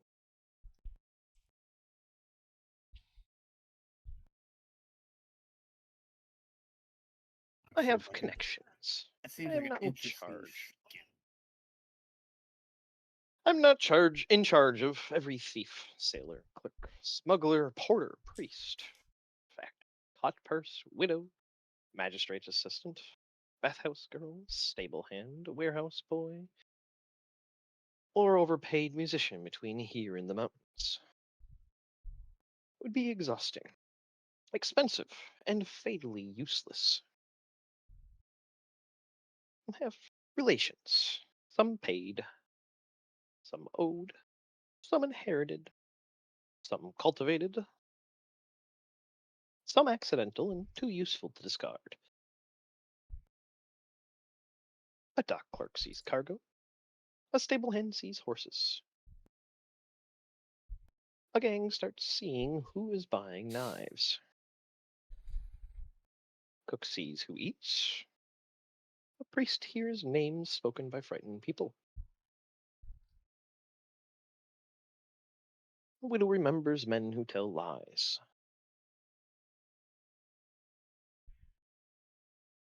It is not omniscience. Omniscience, blah, blah, blah, blah, blah. It is simply the plumbing Omniscience. of the world. Omniscience, yeah. It is simply the plumbing of the world.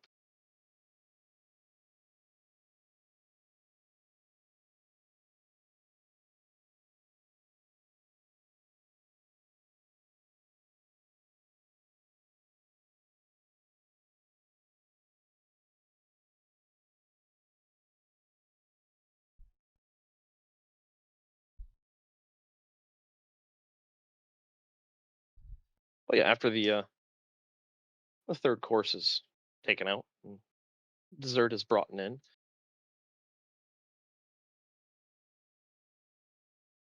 Levi says, I hope this conversation has been enlightening for you. Certainly. Mm-hmm.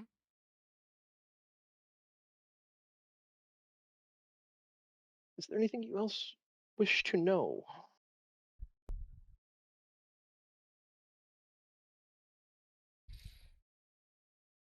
Preferably not business. We have breakfast to spoil over that. So we're allowed to take Alright. those books he showed us, right? It sounds like they're from his library. I understand that, but are we allowed to take them with us, or not, or really part with them, or Do we you have to ask read him? them? Yes, I do. Okay. Well, you ask. He's like, well, welcome to use the library. If you wish to make a copy of them, you are welcome to. However, taking something from somebody else's library is mostly frowned upon in most places of the world. Say, take it. That's why I was asking you. You think I am a common thief? I just No. use them in my employ because they're efficient. Mm-hmm. Indeed. But yes, the library is yours to peruse and read in. Everything is usable, even a whore. We have one of those too. Hi. It's funny how God accepts her role. Well, he literally brought in a fucking dragonborn as a casting couch girl. It's so fucked up. I don't know what you expected. Of course he's gonna accept the title. He picked it. I don't make the rules, I just say them out loud. All right, well then I will probably have to spend the time copying most of that stuff in them books about stuff he showed us. About being a self-righteous jackass. I'm not I am actually, thank you, because I am actually self-righteous. That's what gives me my strength. I'm thinking I am better than everyone else. It actually gives me power.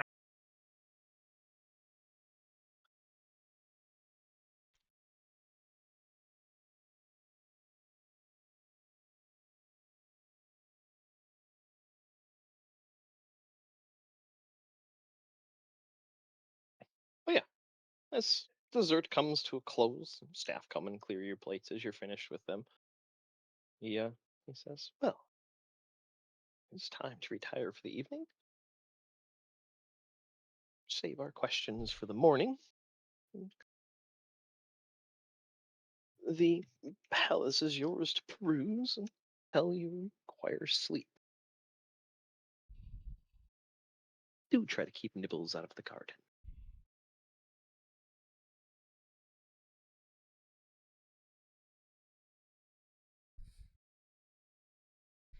Well, I'll ask him.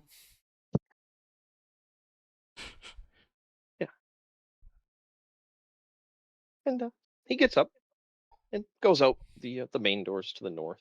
Looks like they go into the other dining room. As you can see beyond that, there's a grand table compared to this one. And he disappears out of sight, Talon in tow. Talia is still sitting at the table.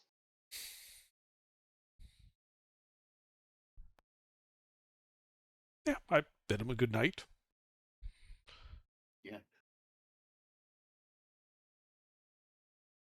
Yeah, and he says good night to each of you individually, not as a group. There's still something odd about that man.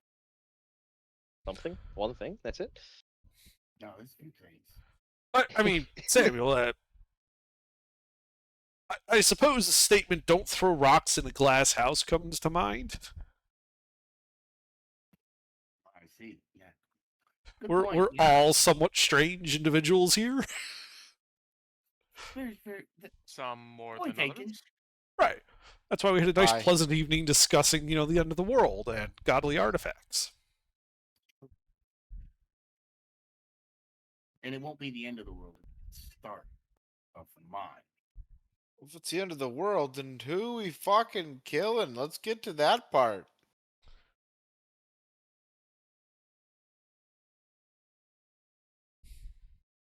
Never seen a priest so eager to shed blood. That was the whore. Yeah, I don't know who you calling a priest. You guys do Yeah. sound pretty similar. Like, That's I played fact. video games with you for a long time, Jake. I can hear your voice from a mile away, so I can tell you two apart. But for everybody else, it's pretty hard sometimes. It's Yeah, I I get that haven't a played lot. with y'all long. Everybody else in here I've played with for over 10 years, so I can recognize them from voice. But yeah, I wasn't looking at my screen. I was looking at my character. Yeah. I apologize. Yeah, I guess I've known you for what, like six years now? 6 or 7. Yeah. It wasn't long after I bought my house that I got mixed up with the bunch of you because I was on the other team from Dooku and Oh. Dylan, Yeah. and we fucked around for like 4 matches with me on the other team. But anyway, yeah, Levi retires. Talia's still sitting there. She's chewing on a bread roll.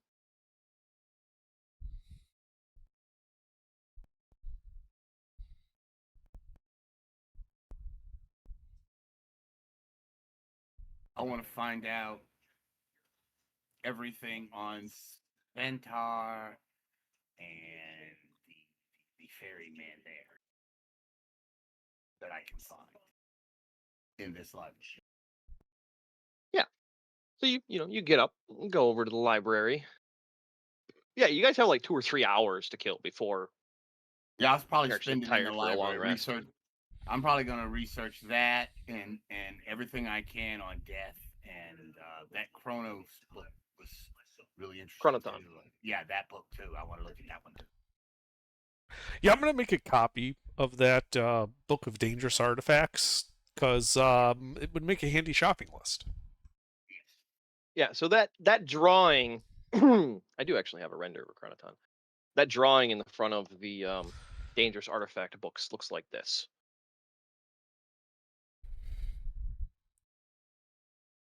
Oh, that is definitely nice. We definitely want that.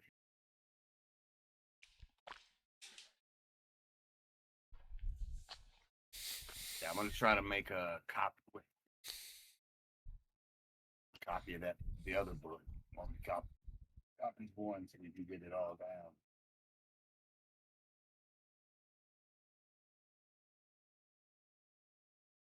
Yeah, the highlight reels is this.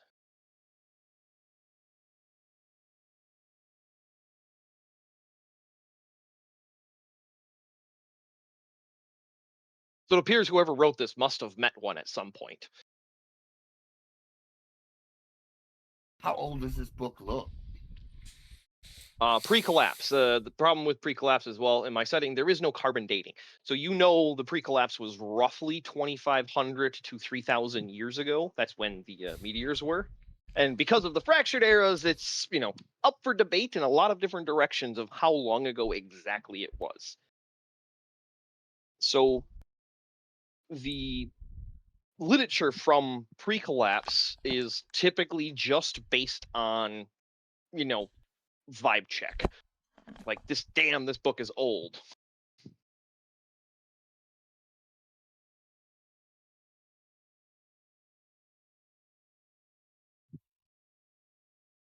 But yeah, Aylar, there are other images inside that of other considered divine artifacts. Like there's a crown that looks like it is etched with different runes associated with time, and there's a sword. It, based on its description, is 6 feet long and wielded by chronotons.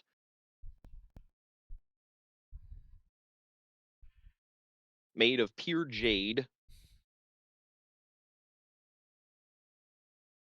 with a metal similar to the hourglass in terms of the description.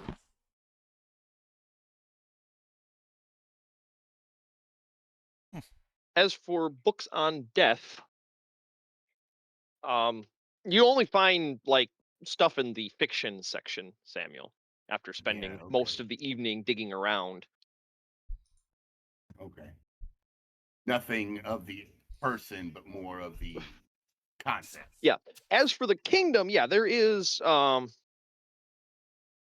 records and information about the kingdom itself that I can give you some of the bits and bobs. Maps and Yeah, so let me actually cities and Open the population world map. densities would be lovely. Yeah.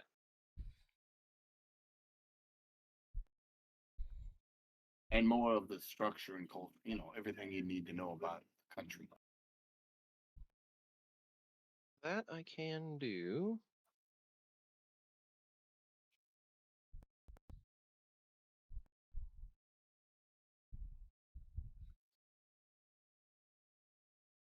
So it is ruled by a monarch who is also the spiritual leader of the nation, believed to be divinely chosen.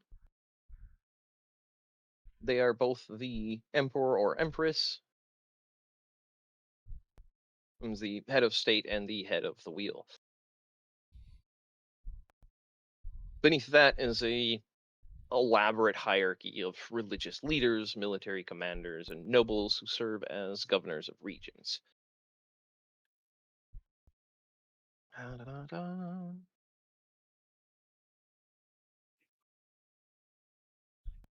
As for a map, I do not have a dedicated map of that region, but I can give you the northern coast of Flazela. It is the northeast dot that is inside of that particular region.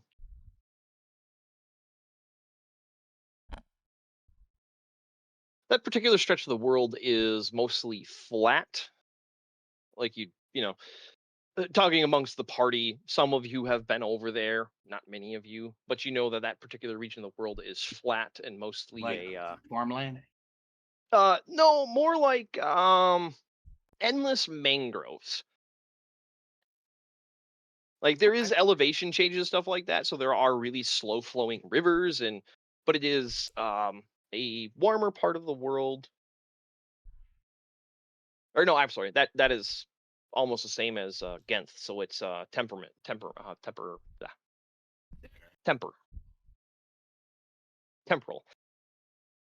All right. green trees, not bright green trees.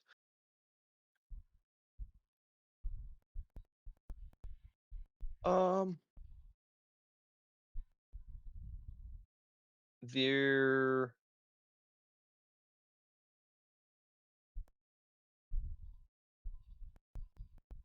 their culture is primarily based around the fact that their emperor or empress is the direct representation of the wheel on Lumeria, Mm-hmm. and their culture revolves around religious sites, the worship of the sun dragon, which is the considered like highest deity of the gods, even though they're all equal for the most part on the wheel. That's kind of the whole point. Right. But that seems like an older cultural root.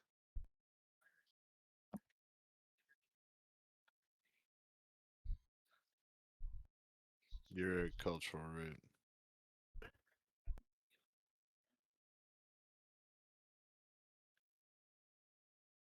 Yeah. You guys do anything else for the rest of the night? Is Alar and Samuel in the library making copies? Yeah. Yeah. So in total, Samuel, you find 8 books that are, fictional stories about death. Think like Greek story kind of style. Right. Nothing actually useful. Yeah. Well, there's a lot of conversion of myth and reality, especially the older you go, but there's not a lot of certainty.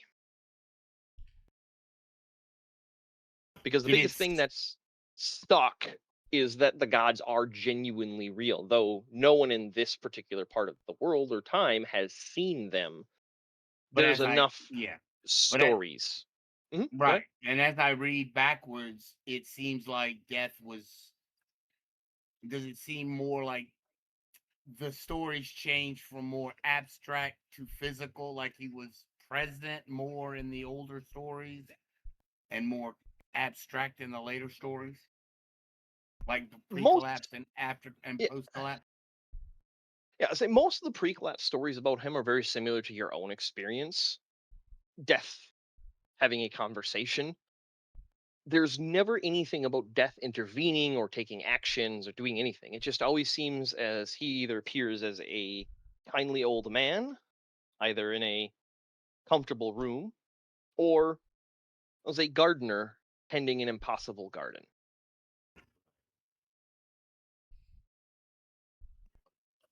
It's all right. The literal fucking garden that Nibbles just trampled on. It's the gardener. No, an impossible garden. Like the The absurdity scope of is the scope of the scale is creation. absurd. Not The not scope of Levi's garden. creation. Yeah, the scope Yeah. of creation of death. Yeah, is the guy who absurd, made the yeah. immortal is actually my gardener. That would have been a cool I plot think twist. Levi might be immortal. I think he just might be. I haven't got a good read on him yet. He knows way too much for just simple man, which he says.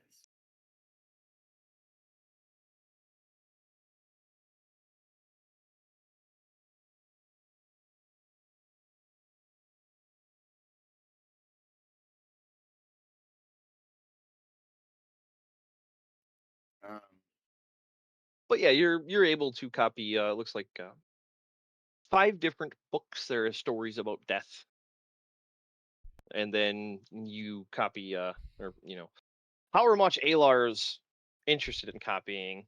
But there is several pages about Sivinther. Yeah, I want to copy all the relevant stuff. Yeah. And then the Yeah. Chronicons book. Done with that as well. Yeah, the dangerous artifacts is more of a picture book with not much written in it, but it is pretty much all just saying don't fuck with these things. But does it give us like possible locations or rumored locations of these items No. as well? No. It just mentions the items. Yeah.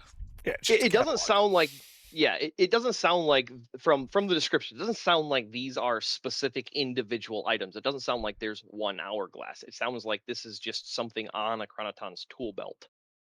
So all of them would potentially have this.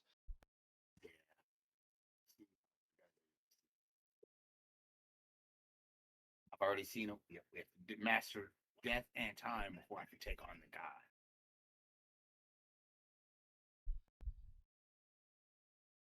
Yeah. As the evening comes to a close, is there anything specific else anybody else would like to do? Murder. All right, who are you killing?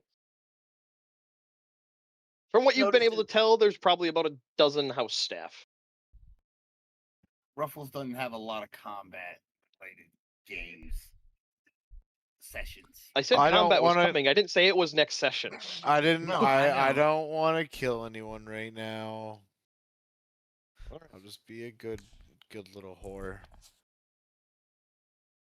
Well, while you're I'm sure you can go make us some contemplating. money then. So, Connie, do you Yes. being an individual of beauty, are you drawn to the garden eventually as you bore yourself in the evening, or do you end up just going to your room and going to bed? I will go to the garden. Yeah. As the rest of the party is nose deep in books, absolutely appalling and boring to you, who reads? You end up perusing the garden. And it is a beautiful place. You can hear Manuel somewhere. You're not quite sure which hedge is coming from, but he's talking quietly in halfling. And as the evening's coming to a close, as you've viewed all that you felt necessary to view, you start coming back to the house. And out of a small hatch, side door kind of, the bottom of the stairs you're going up, you see a goblin come out see you, and then just jump back into the door and close it. I walk up to the door. All right. What do you do?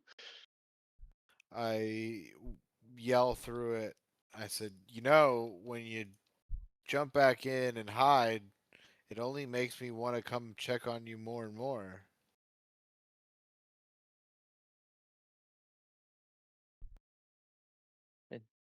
A moment goes by and door cracks. The goblin head pokes out. And in broken common, we still like the guests. Noisy. Break things. Noisy, break things. Yes. What you got in there? Nope. No for Somebody guests. break? Did somebody break your stuff? No. No for guests.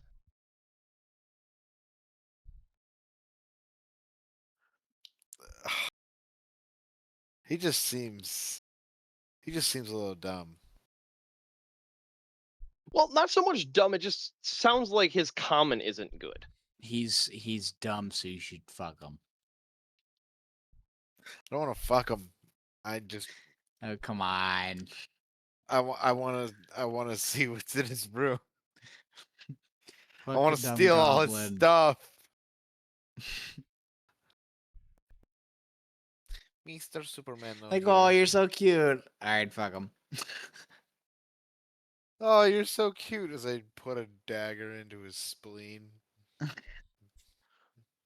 And he just said, no for the guests. And he goes back inside and closes the door. I knock on the door.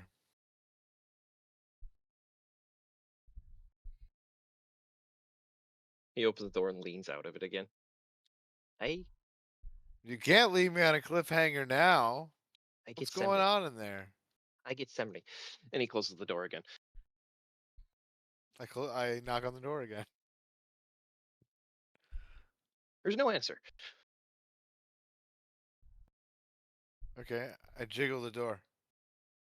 It appears to be like the handle turns, but it appears to be like latched or locked from the inside. Okay, where was he coming from? Like, think of like a flight of stairs going up, like a half flight, to go into that back entry where you came in. Yeah. So it's like a little half door underneath the side of those steps. It's hidden behind bushes. The only reason you even noticed it or seen it was the fact that he came out of it and then just bolted back in when he seen you.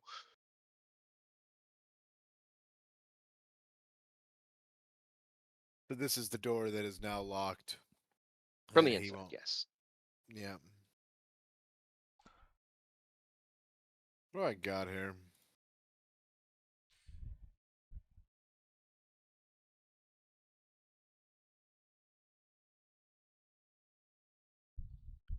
I think I just did a thing What did you that do? might be useful for this.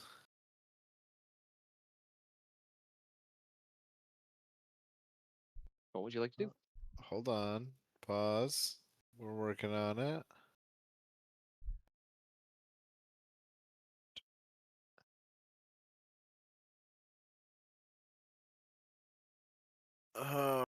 Right.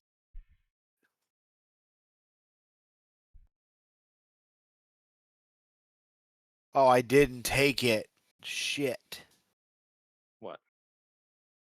I was trying to I was gonna take polymorph. Well, Is this like half door, like I would struggle to walk through it kind of thing? yes, you would have to crawl to go through this. It's about 3.5, 4 feet tall, somewhere in that ballpark. And Like, does it he was look like standing upright coming out of it. does but- what could I see the ceilings? No, it is flush with the foundation. Meaning, I'm asking, are the ceilings also 4 foot tall? Or are they You never like, seen inside. I couldn't see through the door? No, it is. It swings outward, right?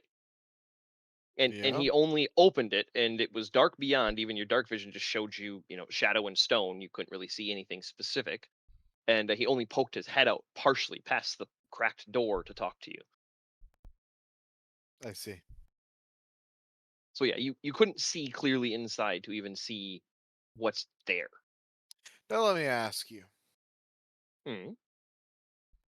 If I were to turn invisible and knock, would that make me not invisible anymore? Knocking is not something that would break invisibility. There's a specific things that will break invisibility list. Okay. Well, then I want to turn invisible. Okay. And then is there like a stick or a rock or something around me? No, this is an incredibly well manicured like hedgerow around the house.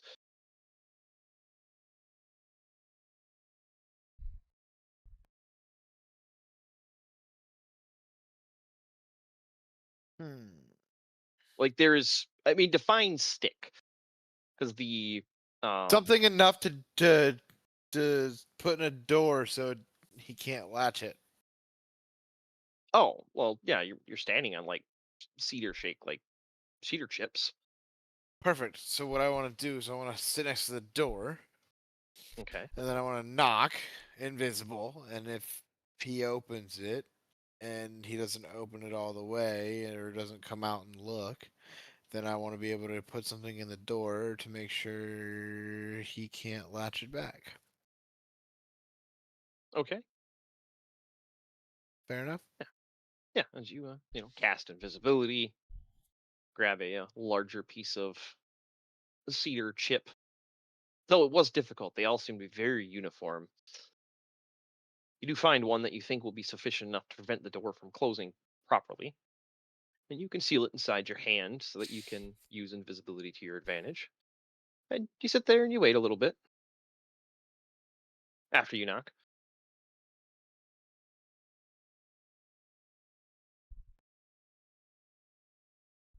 3 or 4 minutes go by.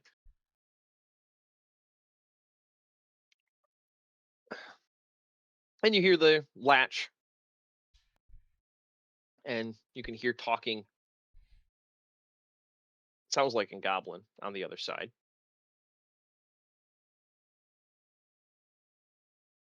And then you hear Common in a rather high pitched voice responding. Yes, the master has guests. And then the door opens all the way, and the goblin steps out a little bit, kind of hugging the hinge of the door. And a little gnome comes out and looks around. See? They're gone.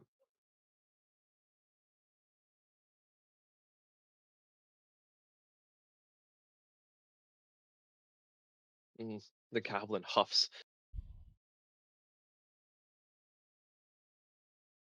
Dragon person loud.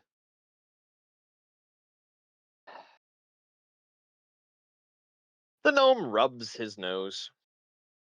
Pavi, when the master has guests, we just stay out of the way. You did nothing wrong. You'll be fine. I promise.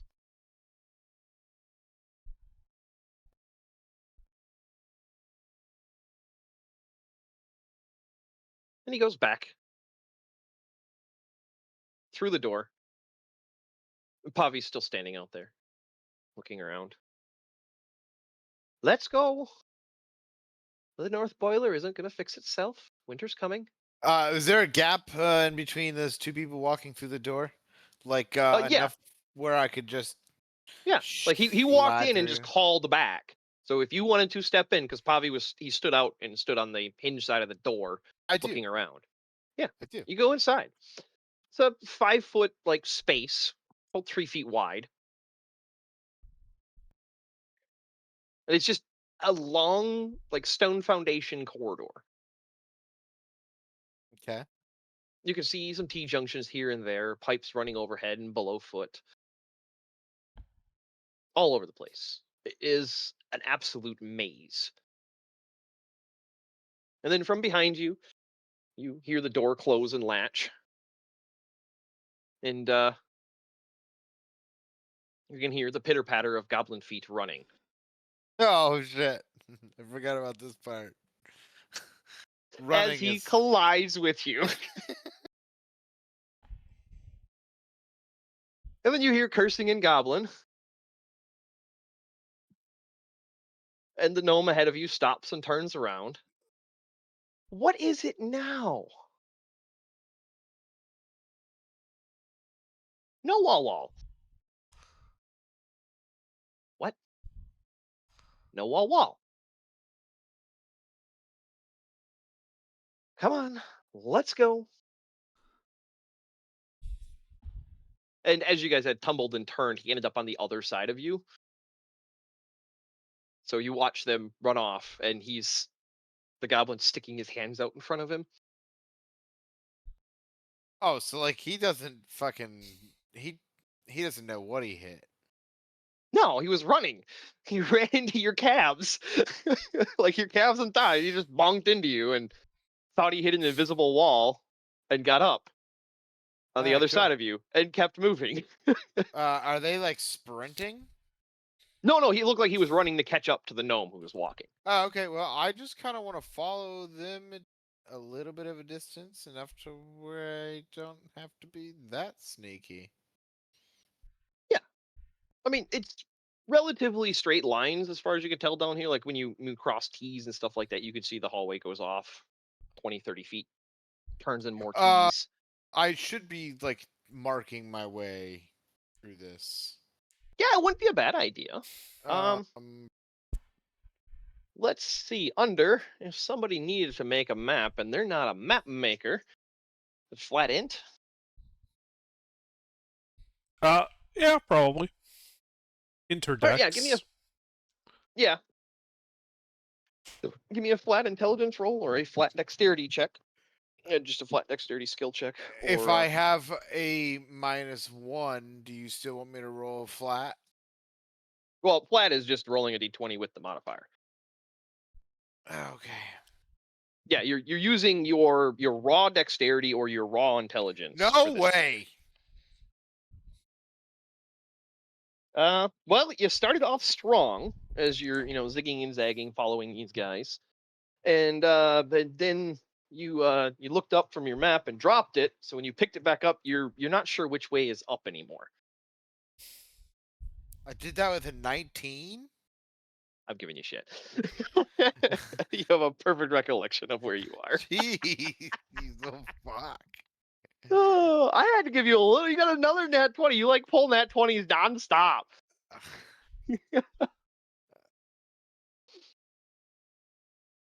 Yeah, you're easily able to just kind of keep a mental map of where you've turned, but yeah, you end up going through a bunch of different corridors, and they're all this like 3 foot wide, 5 foot tall. You're kind of crouching to get in there, bumping things with your shoulders.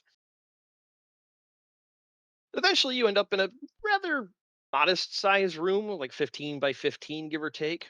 And at the center of it is what appears to be some sort of mechanical contraption.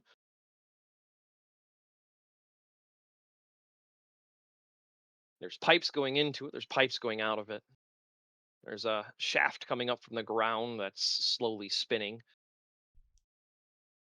And the two of them look like they're working on it together.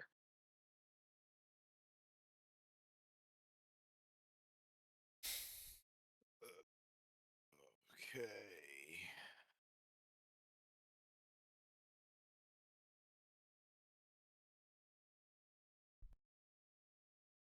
How much time has passed so far? Well, it was already getting late, and it took you about 5 minutes to walk from the back to the front because they weren't running or anything like that. And it's a rather modest estate. and it wasn't a straight line. You'd say you're starting to get pretty sleepy, and as for your invisibility, you waited about 5 minutes, so you probably got about 50 minutes of your invisibility left. Oh, I still got plenty of time. Yeah. Cool. Okay. I So yeah, I they're can't. I just want to see what this thing is. well, based on all the pipes you're seeing throughout the corridors you're navigating, it appears to connect to them in some manner. Jake, if they literally said the boiler isn't gonna fix itself or whatever the fuck machine they said. Yes. However, boiler, while a familiar cooking term, wouldn't be something mechanical familiar to people in the setting. Yeah, okay, never mind. So, yeah. He's watching them work on a boiler that looks like it has some sort of very steady mechanical pump at the bottom. I see. It's some fancy voodoo magic.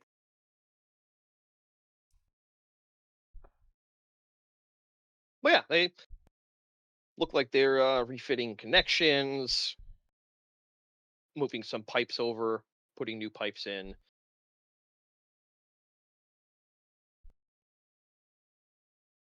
How long do you watch? I mean, for a few minutes, but like, what else? Like, are there like other hallways and rooms and stuff, or what? Well, based on the zigging and zagging you did, quite a bit. Okay. But they're not exactly signs. Okay. Let me see. How it took me about 5 minutes to get through, 10 minutes to get through all this. Yeah. Basically. Yeah, following them, it was about 5 minutes. To navigate back without getting lost with your roll, it would still take you about 10 from your current position. If you start meandering, I will need another check to make sure you don't lose your place. No, honestly, just want to notate, fill out the map, um, and then watch them for another 40-ish minutes, and then with 10 minutes left to spare, book it out of there. Yeah, they spend the full 40 minutes working on this thing. It looks like they're doing a full engine swap on it. Any interesting dialect? No, it's mostly, it sounds like questions in Goblin. Do you speak Goblin? I do. Ah, okay. Well, when I said Goblin earlier, you should have told me. But yeah, it sounds like Pavi is questioning and complaining. What you figured out that this gnome's name is Semri, is doing and converting. Semri is just responding in common. He does curse it occasionally in Goblin. And it sounds like they're replacing the entire input and output system because they're changing what pipes they're using. That is the gist of the conversation you picked up. Yeah. So they didn't really talk about anything about like where they work, what they're doing, anything like that. I mean, you're in their work and watching what they're doing. For the most part, it is technical jargon, what they're Okay. conversing about.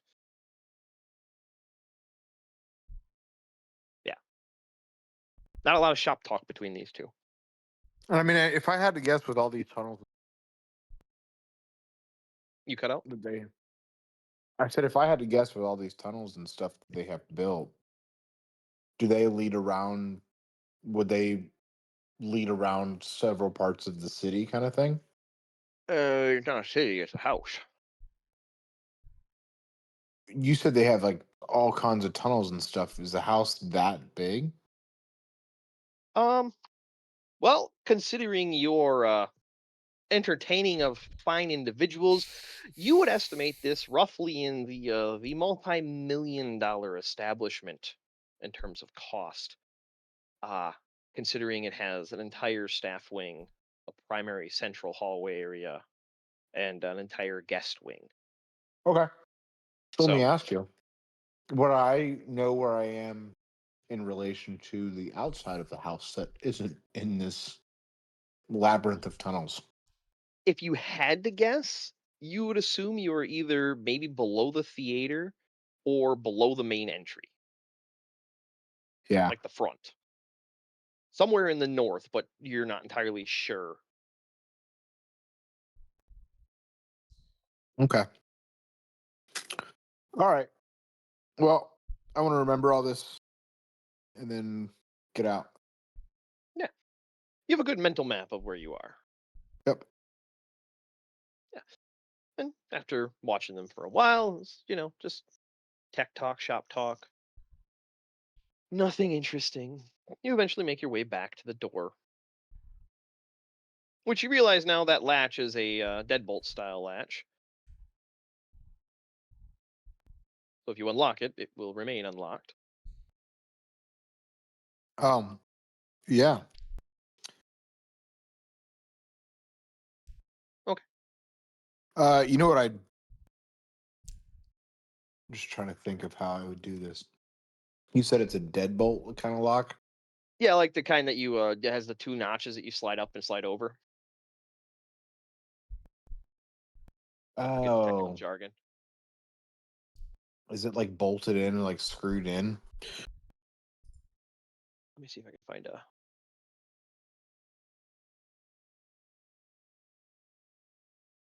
Please hold as the image is loading. Yeah, there's. It looks like screws fixing it in. It's like this style lock. Does that make sense? Yep. All right, here's what I want to do then. Okey-doke. I want to loosen the screws so that if I needed to get in here, I could just literally rip the lock off the wall and the door would come open. I just want to loosen the screws where it doesn't look suspicious enough to where they can still lock and unlock the door. All right. You know what I mean? What is your base intelligence? Just 8. Intelligence is 8. Yes. Okay. I Give me an don't know inch. where Give me an screw inch. is. Yeah, yeah. Give me an inch check. Well, you have a rough idea of fasteners and stuff like that, but you're probably more familiar with like rivets on armors, not screws specifically designed for wood.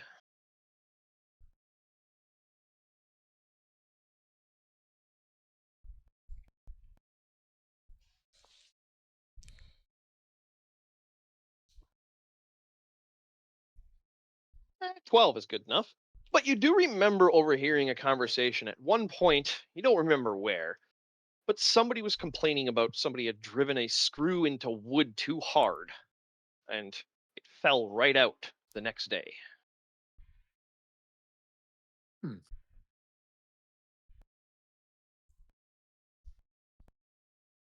Okay. I mean, I can do that too. Yeah. So you take a few minutes and turn the screws in and out so they break down the wood that they're holding on to, and they mostly look like they're in place.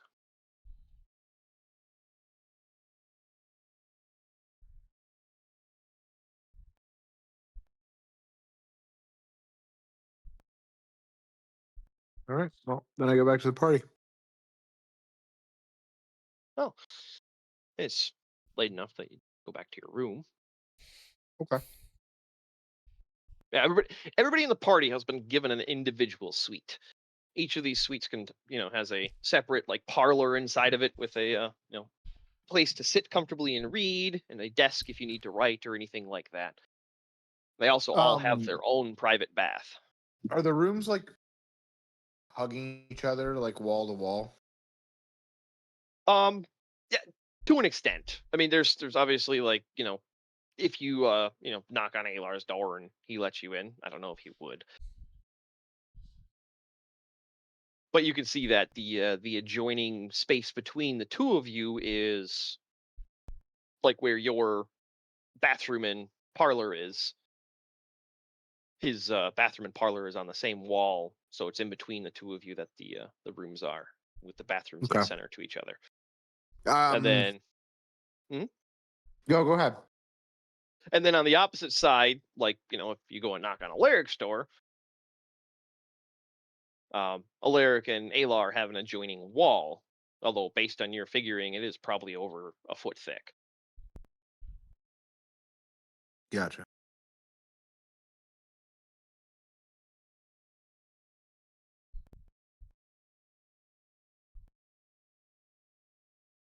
I have Okay. no idea if Alar and Alaric would let you in their rooms.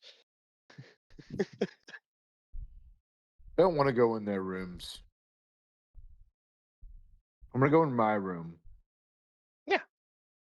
Do I have any adjoining rooms to my room?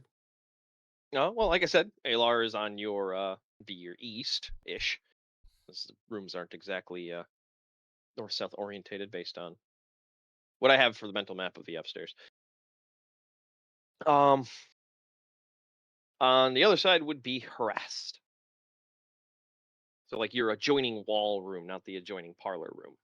Okay. Although the parlors aren't adjoined, it's just the parlors are all on the same wall of the rooms. Sorry. And is I don't this... have a map of the upstairs. I didn't think this would be a full survey moment. But anyway, go ahead. No, I apologize. Basically, No, I'm looking for these tunnels. You're on the second floor. Tunnels are downstairs. Yes, the tunnels from what you were experiencing were below the first floor. Hmm. Okay. All right. Well, then I'm good.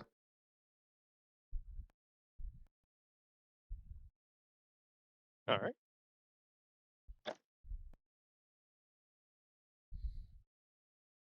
It is now nighttime. You guys want to set a watch?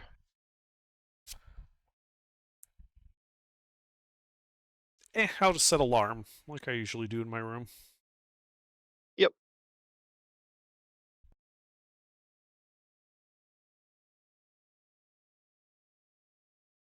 Oh yeah, I need to roll. Because now you guys all have the scales, so that changes a lot of things with what Nimble's interactions are. Ah! Samuel! Yes. Our lucky winner. Nibbles has joined you for the night. That is odd. He No. doesn't usually join me. Well, you would know from like last session, Alar figured out from Levi that Nibbles speaks or understands Draconic, and had a conversation with Nibbles, well, as best of a conversation with Nibbles can go, and discovered that each of you should be carrying one of his scales. And because of that, his loyalty is changed to everybody in the party equally instead of Alar, who was carrying all of the scales. So now when you guys are in private rooms, I have a dice roll to see who he sleeps with. We'll get That is him. the mechanic of why he's sleeping with you. We'll get Samuel him. is probably overjoyed. Good evening. It doesn't bother me at all. Kidding. At least you don't have to worry about him killing you. I mean,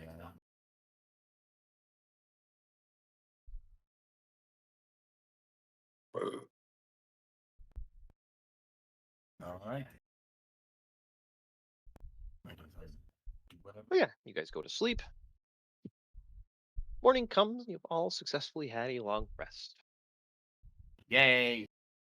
And in the morning, you're greeted with an emotional greeting from Nibbles of happiness.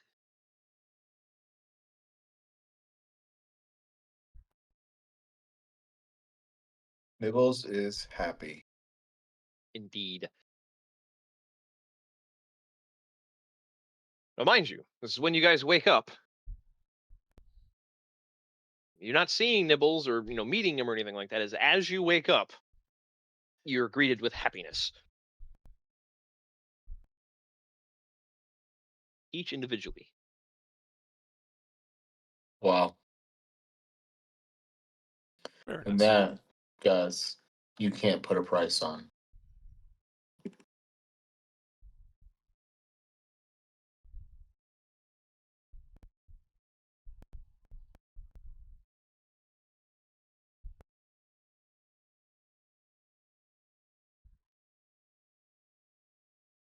But as you guys come out of your rooms, dressed for the day, Valen greets you guys. Breakfast is waiting for you. And the Lantern Arbor, where you had dinner last night.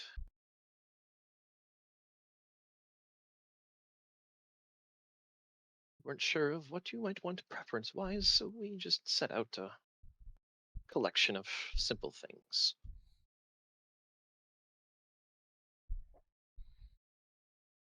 I'm sure it'll be fine. You guys head down.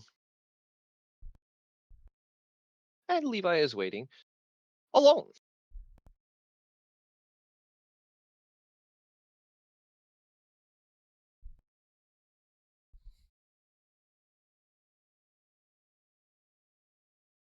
Ah, good morning. I hope the accommodations were adequate. They were. It's No, been quite a a- while since I've had guests, at least here. I try not to entertain too much. It's a lot of hassle. But I did go through all the trouble of bringing you guys together.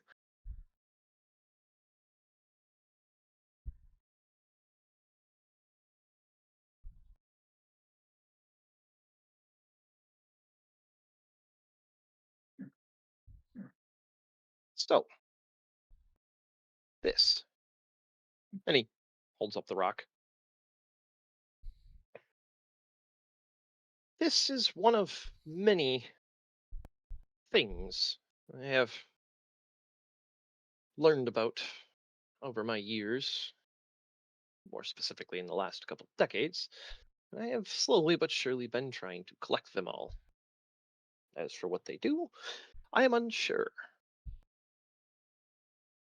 You guys helped in Ardenshire, as I was trying to acquire 2 more that were there in their shrine. We were able to get them without much issue. However, there are, from what I can tell, many more of them. As for your payment, he gestures at one of the tables. It looks like the triangular table is now split up into 3 circular tables, and the parts that were in the middle of them are nowhere to be seen. 2 of them have food and things in their center with seating around them, and the third, closest to the door, has a small chest in the front of it, and several smaller boxes laid out beyond the chest.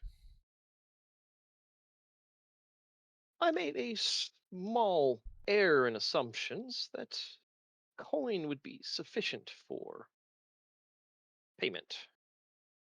However, I think after getting to know you a little bit better, some of these might be more your guys' taste.